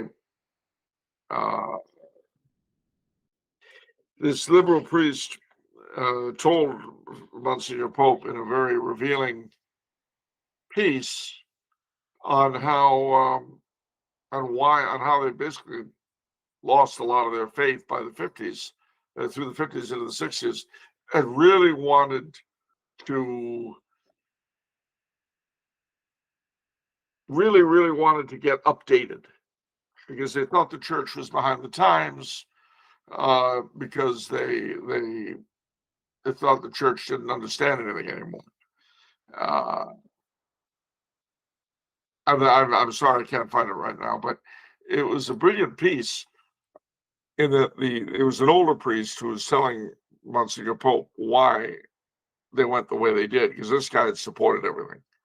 And everything seemed outdated. The Latin rites, the music, everything was old-fashioned. They wanted to be new.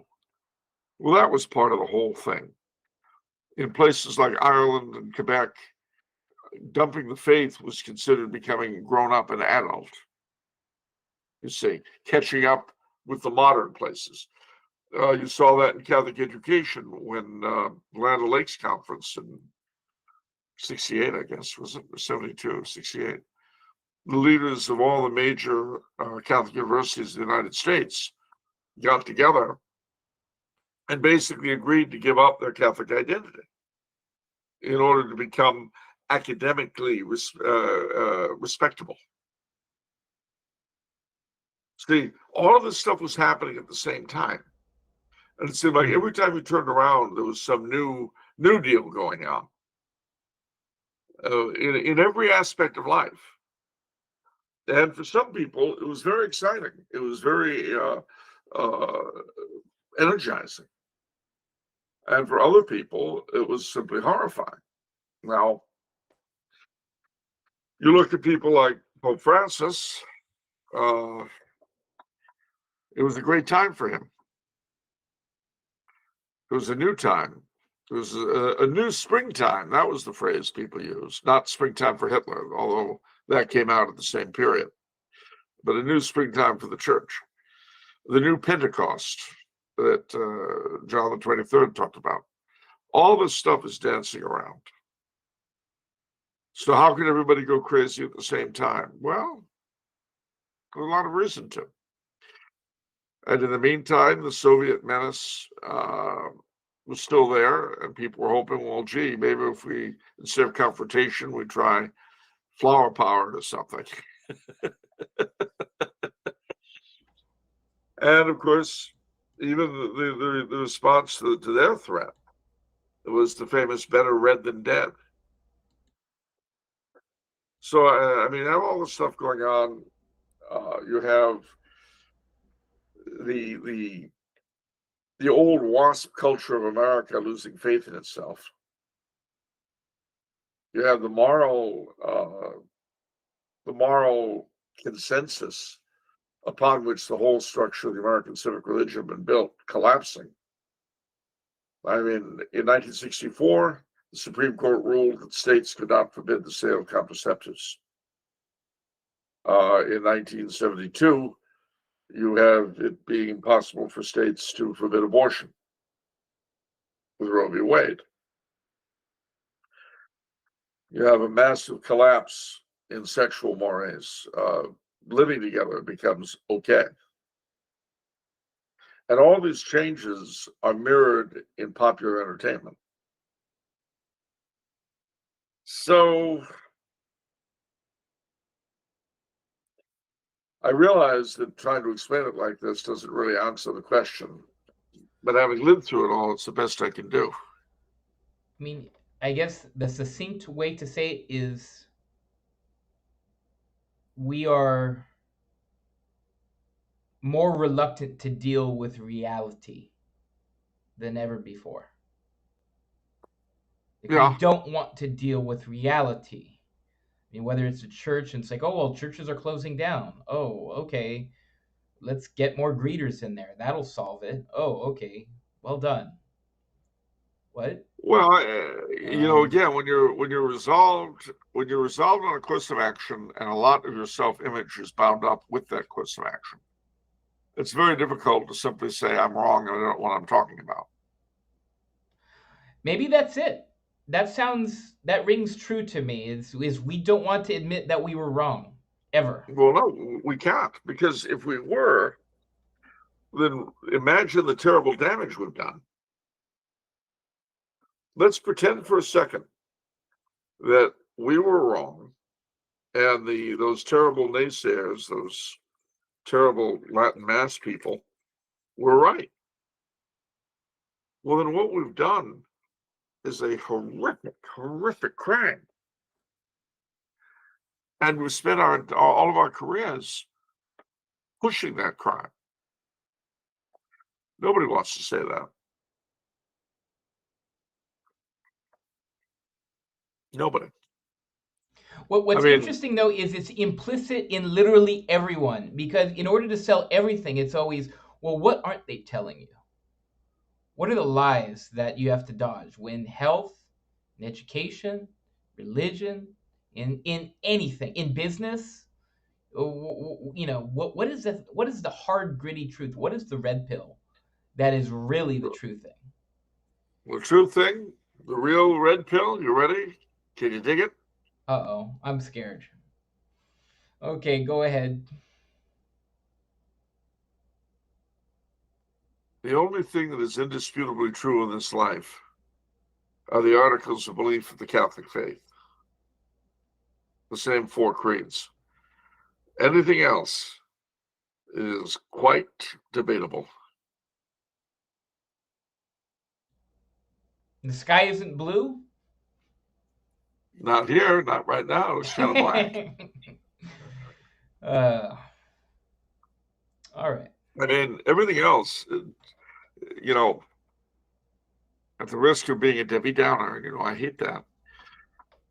The further we've gotten away in the West. I mean, obviously, China and India are somewhat different places, although to the degree, and it's only partial, colonialism brought them closer to the gospel. To that degree, the further they've gotten away from colonialism, the worse for them. But and of course, what they did do was they ended up picking up the worst of the colonials. Obnoxious, untrue philosophies like socialism for India and communism for China. But we'll leave that aside. We are the people of the lie. Our society is based upon lies. We wouldn't know the truth if it hit us in the face, because when it does, we usually reject it. And we have a lot of competing lies. You've got to believe my lie, not his lie. And if you don't choose which lie to believe, well, then you're bad. Sounds like the American political system to me. Alrighty. I'll never tell. I ain't telling nobody nothing. Alrighty. Joshua says, salutations. I have questions for the podcast. Dear Messieurs Charles and Vincent, what do you think of the portrayal of the many real people in Three Musketeers novels, especially Louis XIII and Cardinals Mazarin and Richelieu? Is it a fair portrayal of the king's bodyguard, an example of chivalry in a new age to aspire towards? Well, I think they were rather harsh. I think Dumas was harsh on both Louis XIII. It wasn't as weak as he's portrayed, and Richelieu and Mazarin, who weren't quite as shifty and villainous. Well, maybe Richelieu was to a degree, but as far as the new chivalry and the bonds they had with each other and so forth, that part was spot on. The Three Musketeers were the Three Musketeers, and four with D'Artagnan. Okay, Andrew from New Jersey with a couple questions. Can Charles please explain the 40 hours devotion and how one can make it? Well, yes, the 40 hours devotion actually originated, I think, in the 15 or 1600s. I forget where. It might have actually been Peru, but I could also be mixing it up with something else. But I do know that it originated as a means of doing penance for all of the sins committed during Carnival, during Mardi Gras. And that was its original point, because, human nature being what it is, the Carnival comes along, you've got to consume all the meat and booze that you're not, and butter and eggs and cheese and dairy products that you're not going to be eating during Lent. So that kind of excess can very often lead to other kinds of excess. And to make reparation to God for any and all such things, the 40 hours devotion originated. How can you make it, you ask? Well, there are two ways. You can go online or go to Dom Guéranger and his coverage of Mardi Gras, and there you will find prayers for the 40 hours devotion. You can also find out if anybody's actually doing they themselves in your area. So, for instance, let's just for fun, let's look up Los Angeles 40 hours devotion. Let's see what happens.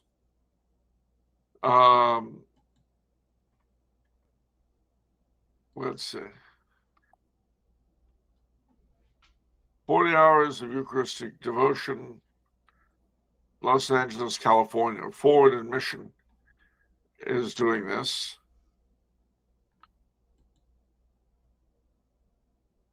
Oh, what do you know? San Fernando Mission Church, Alamany. Huh. So they were doing, at some point, they've got these 40 hours for full churches are Eucharistic adoration. Gosh, they have an awful lot of them. Where was the one in L.A.? St. Gabriel Mission had it. Our Lady of Guadalupe in Irwindale. Not much of a shock there. Christ the King. But I'm looking for places close to you. The closest to you would be St. Gabriel Mission. That's surprising, because I felt like that's not a very active community. Okay. Well, you'd be surprised. Now, mind you, the 40 hours devotion I'm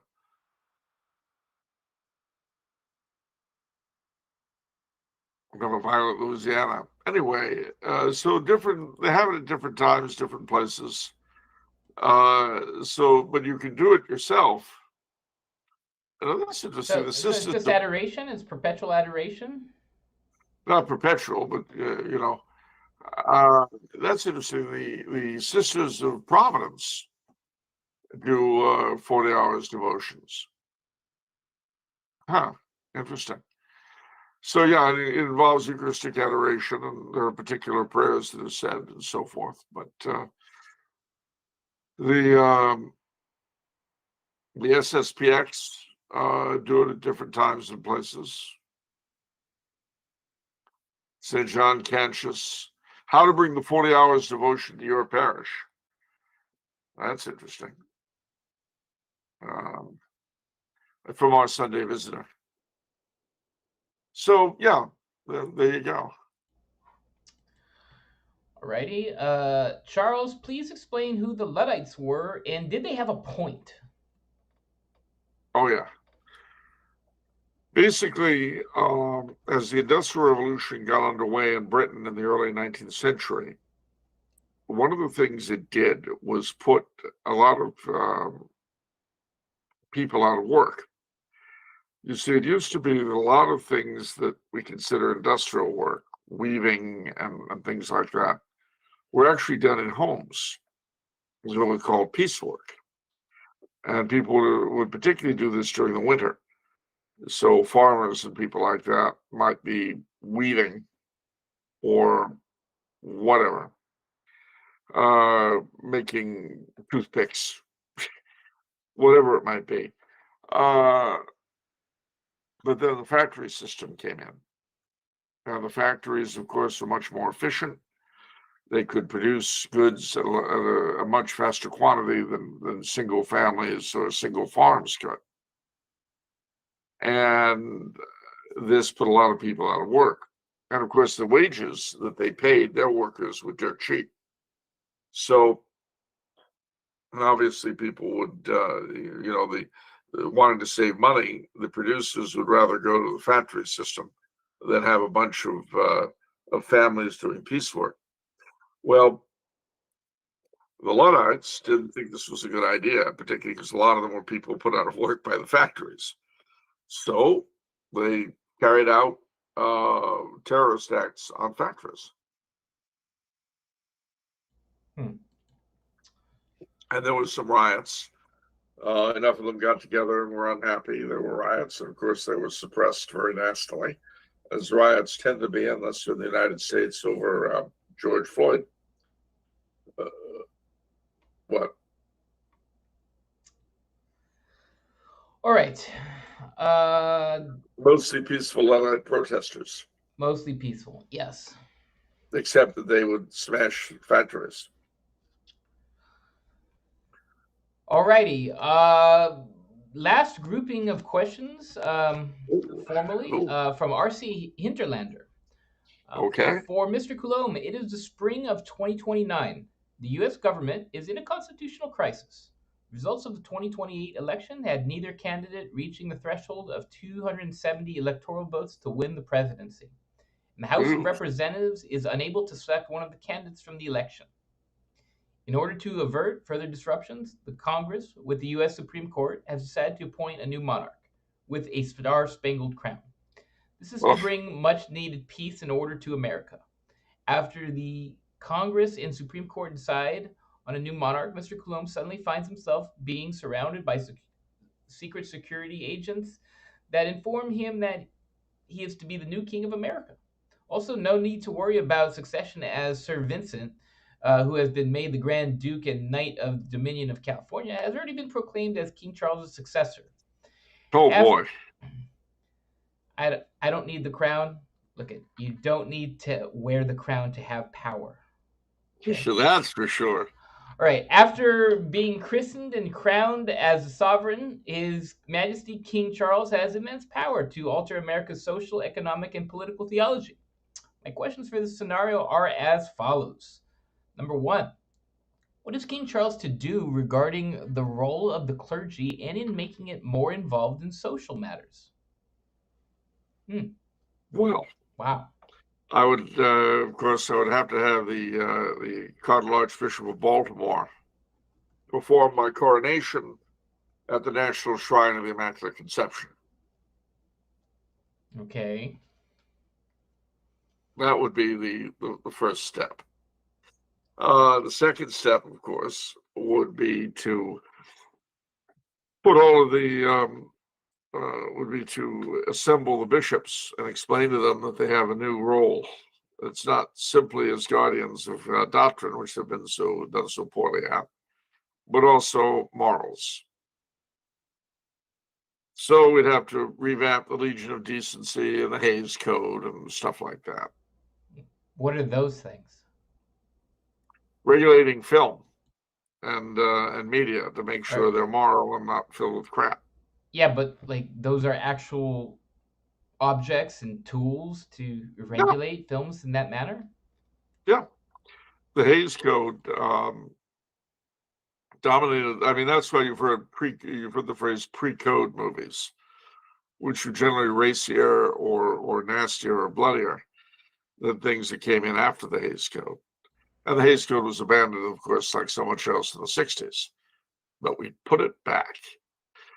And of course, one of the interesting things you found with the Hays Code is that in order to express themselves, filmmakers had to be clever. And so you get a better. What was the timeline? Well, let's see. I bet it happened during the 50s. No. Well, I mean, yes, but it predates the 50s considerably. I feel like it's going to be like mid to early 40s to like earlier. Really? Okay. The Hays Code. Let's see, when did it come in? 1934, and it was abolished in 67. There you go. Okay, that makes sense. It's called the Production Code. And I would certainly revamp that.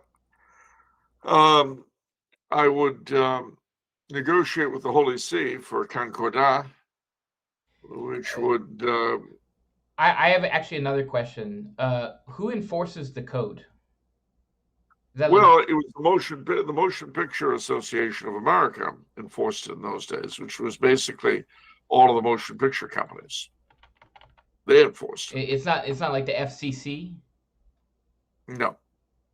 It wasn't governmental. Okay. But it would be now. Didn't British use the government in that way, though? Oh, yeah. Sure, they sure did. Is there... What do you recommend, government or non-government, for this? Depends on the nature of the government. I mean, censorship... No, I'm serious. Censorship is only a tool. It's not a good in itself. Okay. I mean, the reason you'd have to impose a pretty rough censorship today, because it becomes so completely disgusting. Yeah. Okay. Any perversity can be shown. Now, in the Hays Code days, you could imply it. It was part of the show. If a guy fell in love with a horse, you wouldn't show him do the dead and the deep down and dirty with the horse, but you could imply it. He goes to the stables, you hear funny noises. Well, you knew what was going on. Not that they actually had bestiality films, although we have had such. All right. Moving on. What were you talking about? Can we talk about anything else, please? I think the bestiality films kind of Okay. turned you off there, didn't it? All right. So we were talking about what you do regarding the clergy. So anyway, A little I off would. track. It's well, not entirely, because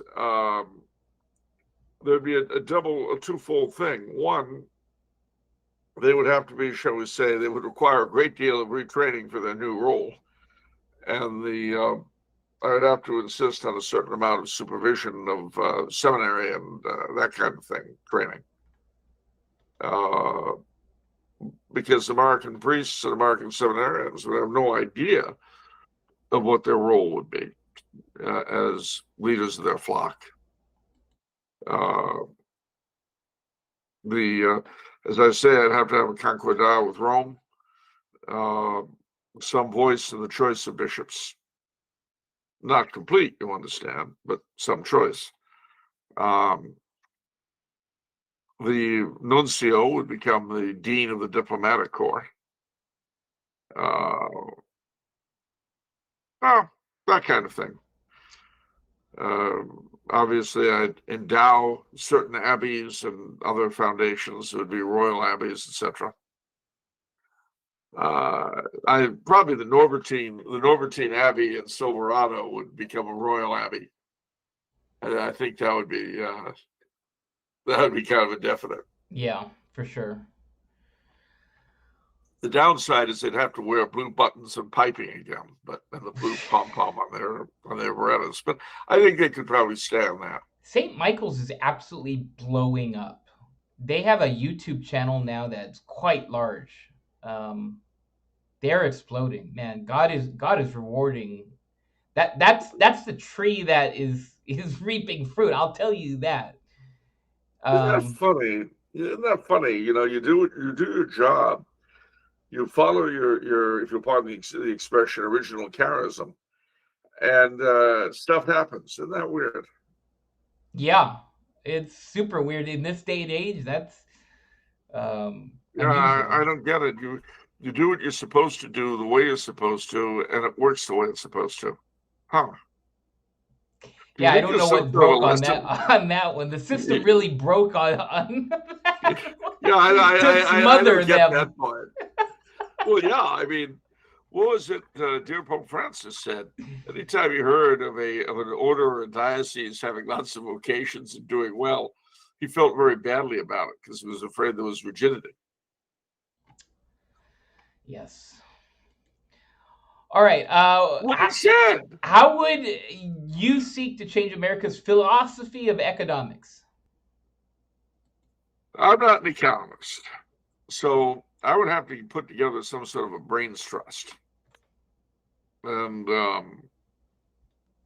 in Star Spangled Crown, what the king there did was initially he came in like Franklin Roosevelt with all sorts of centralizing economic immediate relief stuff.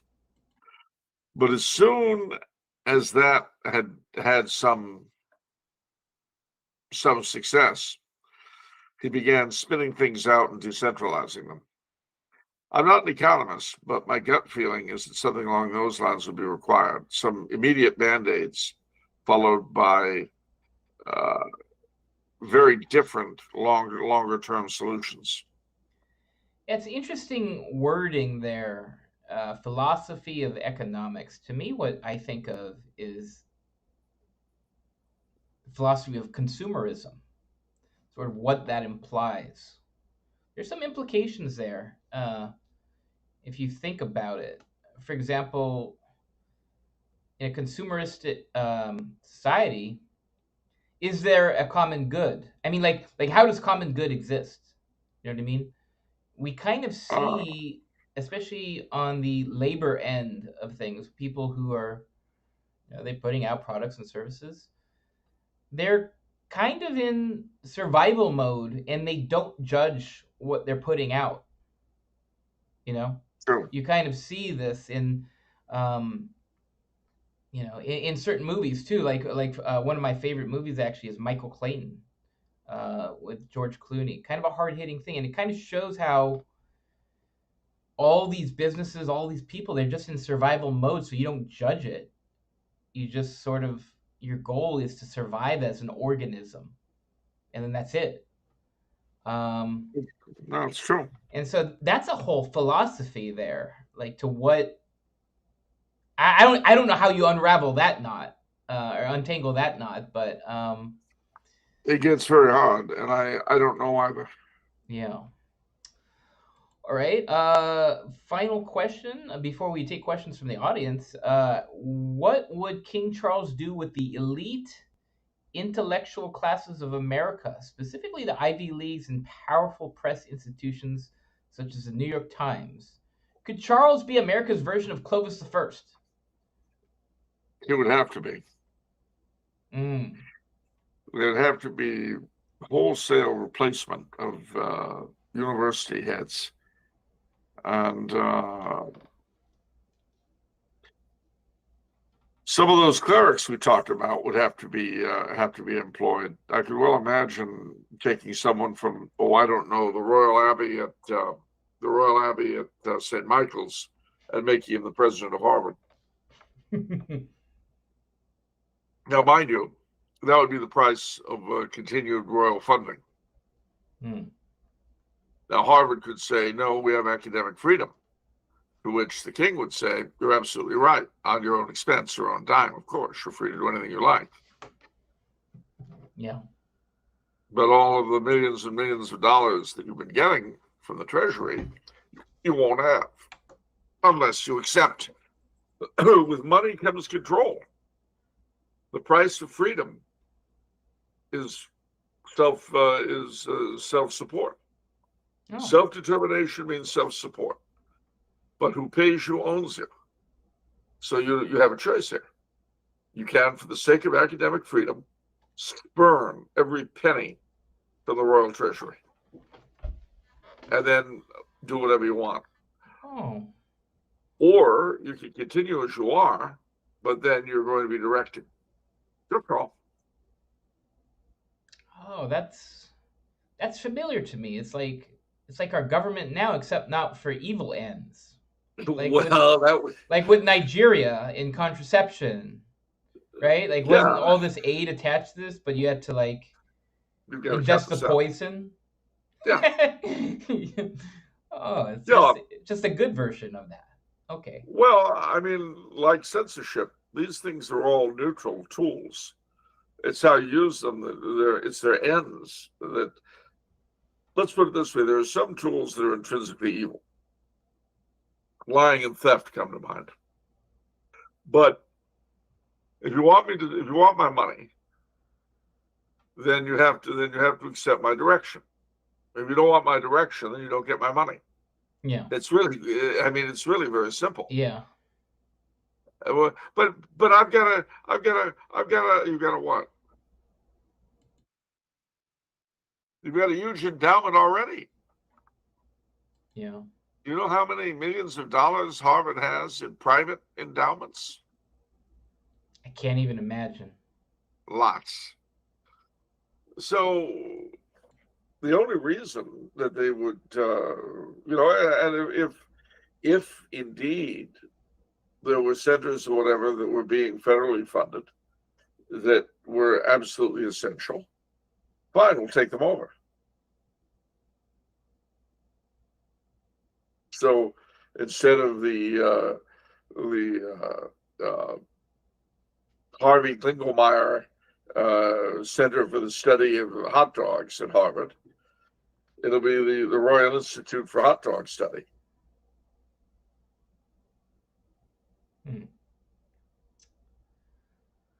All right. Why we're studying hot dogs, that's a whole other issue. I mean, our Oscar Mayer wiener's better than others. Our Callahan's really made out of horse meat. These are questions I'm interested in. I'm much more Yeah. interested in these questions than like studying chow mein sandwiches, Cincinnati chili, Oh, don't you start. aspic, definitely aspic. I don't think we should study aspic. I think we should study the people who engage and continue to eat aspic. I think we should study their brains. You can study mine. It's half aspect. I'll tell you that. I love aspect. I don't get nearly enough of it either. They don't But I'll make it tell you over there in what. Austria. Boy, those are really sensible people there. That really speaks to the moral character of Austrians. I have yet to see aspic anywhere here. Although they have something close. They have head cheese. Oh, okay. Head cheese? Yeah, head cheese. Okay. Oh. That do you like Yeah. that? No, I don't.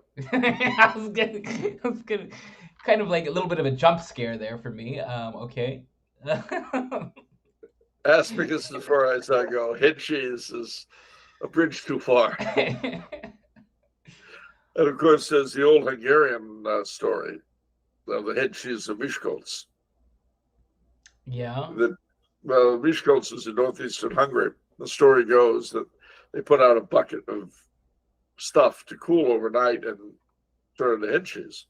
Yeah. Well, a frog jumped into it, and the stuff congealed around him, but he could still breathe. Yeah. And in the morning, they came out, and it was congealed, but his eyes were, the top of him was there, and he was looking at them, his eyes blinking. Yeah. And so it became an Hungarian saying. He stood there blinking like the head cheese of Miskolc. Okay. Well, this is the kind of essential wisdom that your grandfather should have passed on to you. Yeah, I guess not. All right. Let's get some questions from the audience. There's some pre-existing questions in chat. I'm just gonna use this start Q&A function and see what's going on here. All right. Well, let's see.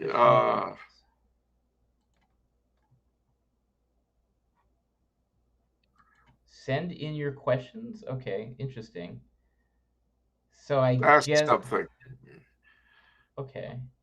All right. Well, let's go back a bit. Let me go all the way back to the back and see. Oh. All right. There's the Grenier question.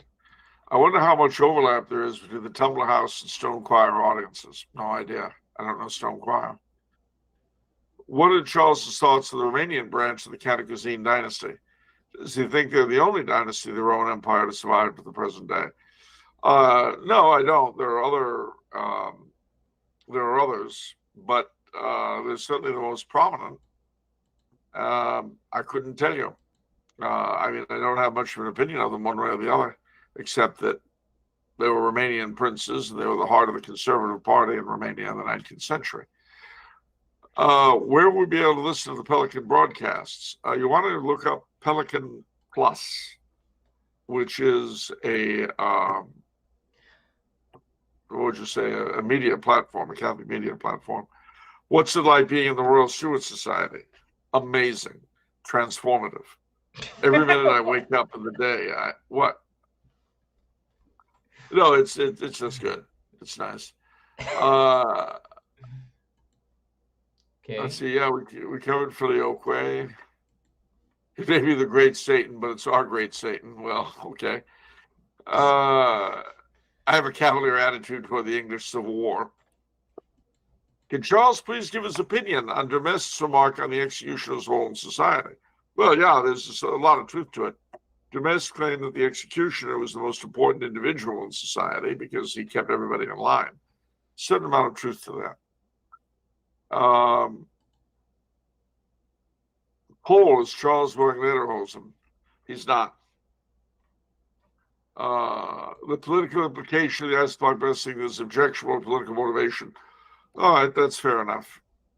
I know a priest who blesses guns, so. I would like to know what Charles thinks about St. Paul VI as Bishop of Milano. Not much. Um, can anyone recommend a therapist that can help me adjust to the show's ending? Dr. Demento. Uh, uh, let me see.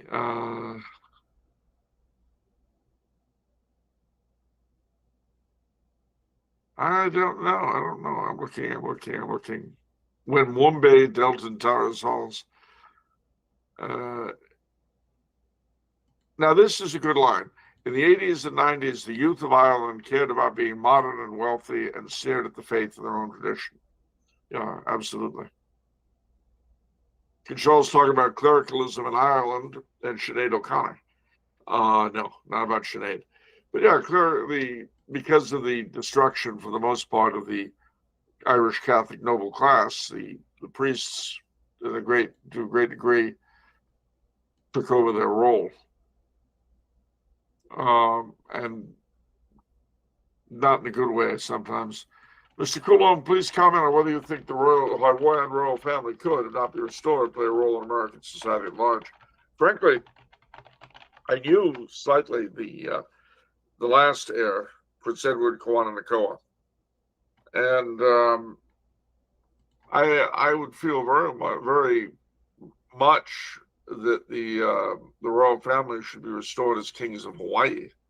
I mean, I don't see any reason why, as a state, and as an unusual and different state, Hawaii shouldn't have a king instead of a governor. I like the governor in all things except hereditary.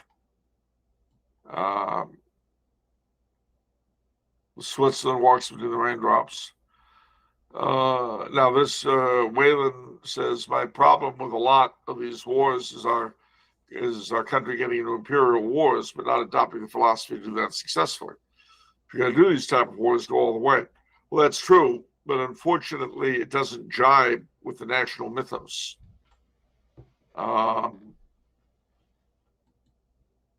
Let me see. Some nice lines about music.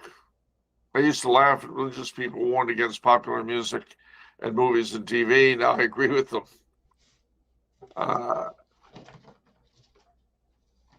I still like Henry Newman too. I don't think I can stay awake for 40 hours. Well, you're not expected to. Don't worry about that.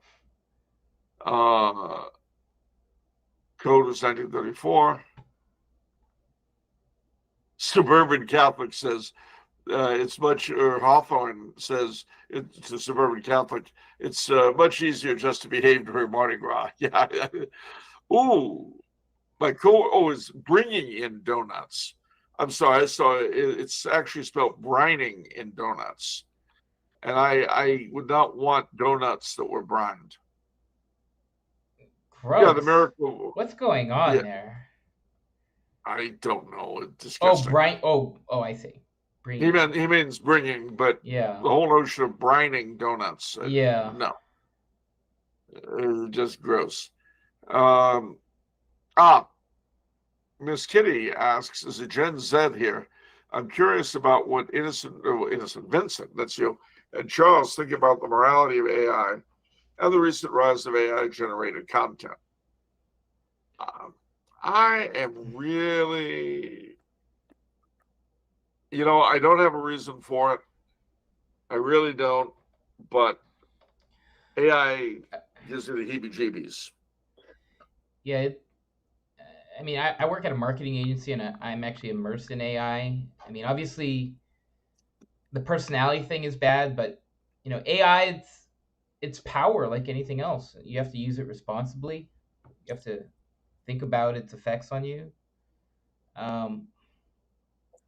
What I would try to do is have it try to not replace thinking. Do what matters to you. Use it to outsource the small tasks. It's a great technical advisor, to be honest. If you have a technical question like, hey, how do I do this on a Google sheet? How do I do this function? How do I organize this? How do I organize that? It's the best technical advisor that you can get. And so I recommend it for technical things. But beyond that, Well, what bothers me, frankly, isn't so much that sort of thing. Although but you know exactly what bothers me. It's the whole AI companion bit. Yeah, the personality. I mean, that's hugely problematic. I mean, I'm actually most worried about. I mean, look at calculators came in, and then everybody like nobody needed to know math anymore. Extend that. AI comes in. Does anybody need to think anymore? You're losing access to, like, your muscles are diminishing. Your thought muscles are diminishing. You have to exercise it. You have to go to the gym. So Yeah, this is, in my opinion, with AI, like, we're not the, going the to the gym mental anymore. the mental gym. Yeah. Um. So that's my opinion on that. All right, well, let's see what else we got here in this magic box. Uh, Maldonatus asks, would you be able to expand on your statement in your book, The Complete Monarchist? But in order to be friendly with the U.S., Franco tacitly dropped corporatism after 1955. Well, that's true. I mean, that element of the Falange's platform pretty much got dumped in 55 in return for Franco's diplomatic isolation ending and being allowed to join the UN. They weren't allowed to join the UN. Spain wasn't until 1955. And that was dependent on the United States. We said okay, and they were admitted. Charles looks like a model railroad enthusiast in his element. Okay.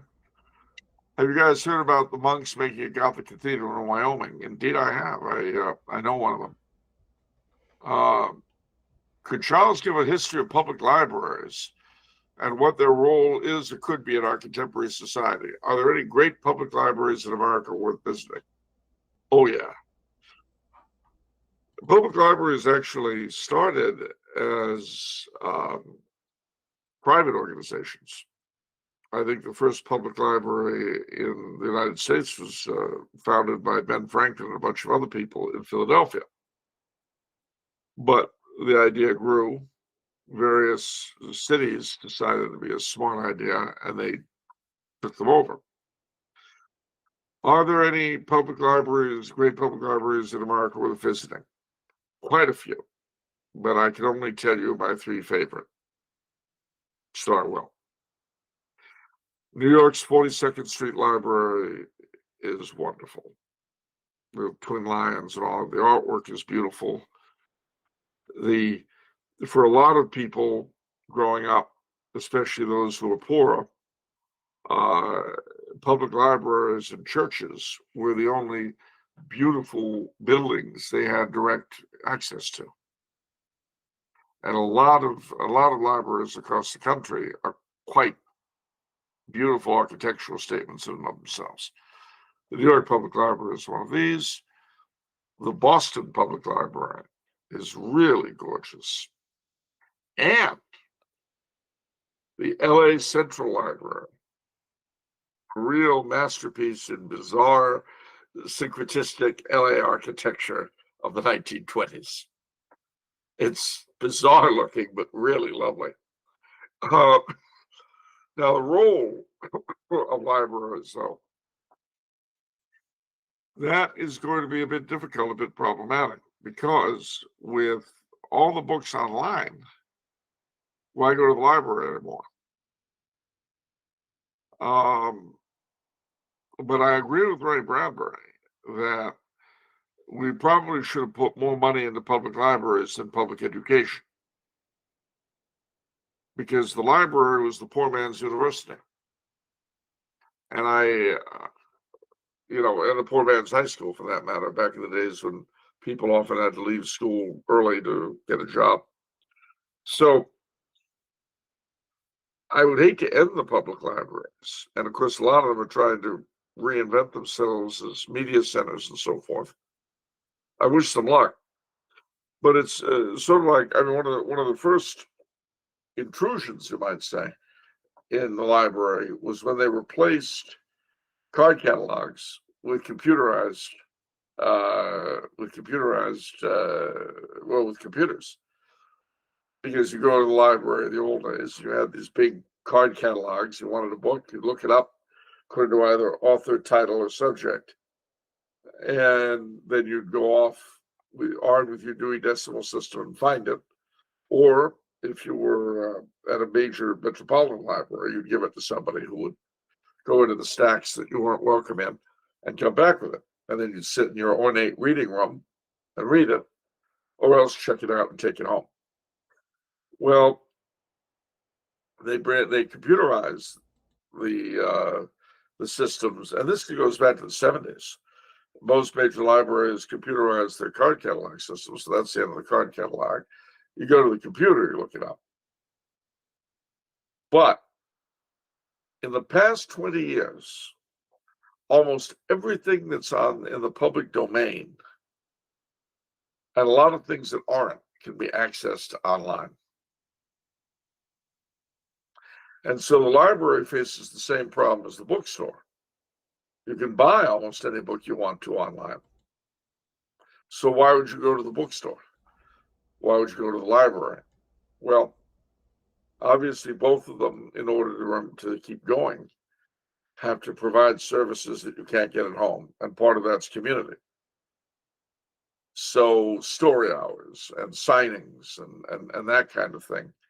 You know, I hate to say this, ladies and gentlemen, but much as I love you all, you're far likelier to get me to sign a copy of one of my books to you at a library or bookstore than me slipping through the screen and signing it for you. I can't do it. Personally, like Ray Bradbury, I love bookstores and I love libraries. And I'm always afraid that if you eliminate them, everything will be imminently manipulable. If you lose the hard copy, you can change it online like that. Well, I think that's what big tech is actually trying to do, is sort of have these, they just control all the information in their little fiefdoms. Well, not little, but you know. Yeah. Uh, Whereas with the printed word, you have something that's objectively itself. yeah. Now, mind you, it may be right or wrong on its own terms, but it's not manipulable. It is what it is, what it is. I recommend to everybody to reread, if you haven't read it already, my dear old friend Ray Bradbury's short novel, Fahrenheit 451. Never heard of. Just kidding. Just kidding. Everybody gets so triggered when I haven't heard something that I was supposed to hear of, so I thought I'd. Well, and let me just add, uh, you can also pick up from the Martian Chronicles, Usher 2. Usher 2? Usher 2. What is that? Usher's son? Well, not exactly. It's on Mars. Maybe I wonder if it's online.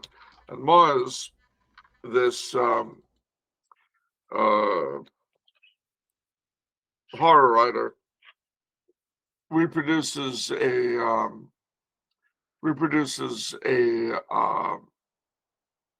the house of Usher in order to destroy a lot of terrible, awful people. And he has it's really where it's quite funny. Stendhal is the name of the writer, and the what do you call it? The censors come up from Earth to destroy the last bits of imaginative fiction, and he yeah, it's quite, yeah, here we go. This is a great phrase. Of course, Stendhal snorted delicately, a combination of dismay and contempt. How could I expect you to know blessed Mr. Poe? He died a long while ago, before Lincoln. All of his books were burned in the Great Fire. That's 30 years ago, 1975. Ah, said Mr. Bigelow wisely, one of those. Yes, one of those, Bigelow. He and Lovecraft and Hawthorne and Ambrose Bierce and all the tales of terror and fantasy and horror, and for that matter, tales of the future, were burned heartlessly. They passed a law. Oh, it started very small. In 1950 and 60, it was a grain of sand. They began by controlling books of cartoons, and then detective books, and of course films, one way or another, one group or another. Political bias, religious prejudice, union pressures. There was always a minority afraid of something, and a great majority afraid of the dark, afraid of the future, afraid of the past, afraid of the present, afraid of themselves and shadow of themselves. I see. Afraid of the word politics, which eventually became a synonym for communism among the more reactionary elements, so I hear, and it was worth your life to use the word.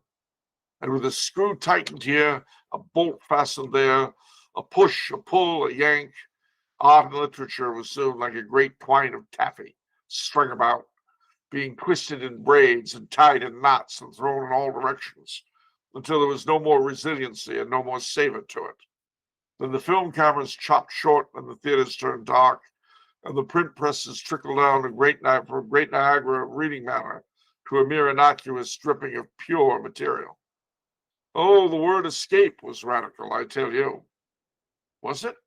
It was. Every man, they said, must face reality, must face the here and now. Everything that was not so must go. All the beautiful literary lies and flights of fancy must be shot in midair. So they lined them up against the library wall one Sunday morning 30 years ago in 1975. They lined them up, St. Nicholas and the Headless Horseman and Snow White and Rumpelstiltskin and Mother Goose. Oh, what a wailing, and shut them down and burned the paper castles and the fairy frogs and old kings and the people who lived happily ever after. For, of course, it was a fact that nobody lived happily ever after. And once upon a time became no more. And they spread the ashes of the phantom rickshaw with the rubble of the land of Oz. They filleted the bones of Glinda the Good and Ozma and shattered polychrome in a spectroscope, then served Jack Pumpkinhead with meringue at the biologist's ball. The beanstalk died in a bramble of red tape. Sleeping Beauty awoke at the kiss of a scientist and expired at the fatal puncture of his syringe. And they made Alice drink something from a bottle which reduced her to a size where she could no longer cry curiouser and curiouser. And they gave the looking glass one hammer blow to smash it and every red king and oyster away. He clenched his fists. Lord, how immediate it was. His face was red and he was gasping for breath. Well, that's Ray Bradbury on the destruction of the imagination. Yep. He was very upset about it. Yeah, I'm sure. He had reason to be, I'm afraid. Well, all right, let's see. Who else we got? Let's see. Vinny, don't you mean you own the marketing agency? That too. What led to the fall of the House of Capet, the French Revolution? Let's see. Heron's secret mission to Austria-Hungary during the First World War. It wasn't successful. Charles was willing to sign e-books in spirit and hearts. That's certainly true.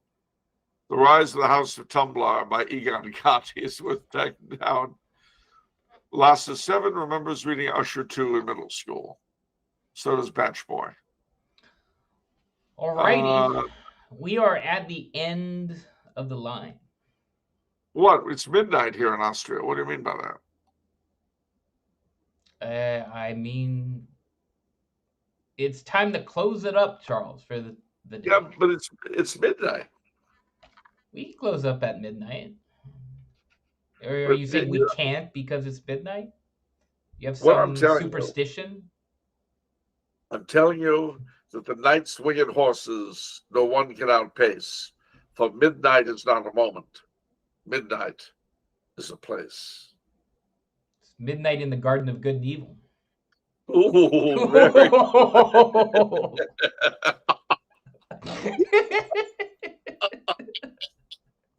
Well, I'll tell you what, ladies and gentlemen, keep up your spirits, keep laughing, keep happy, keep your imagination well tuned.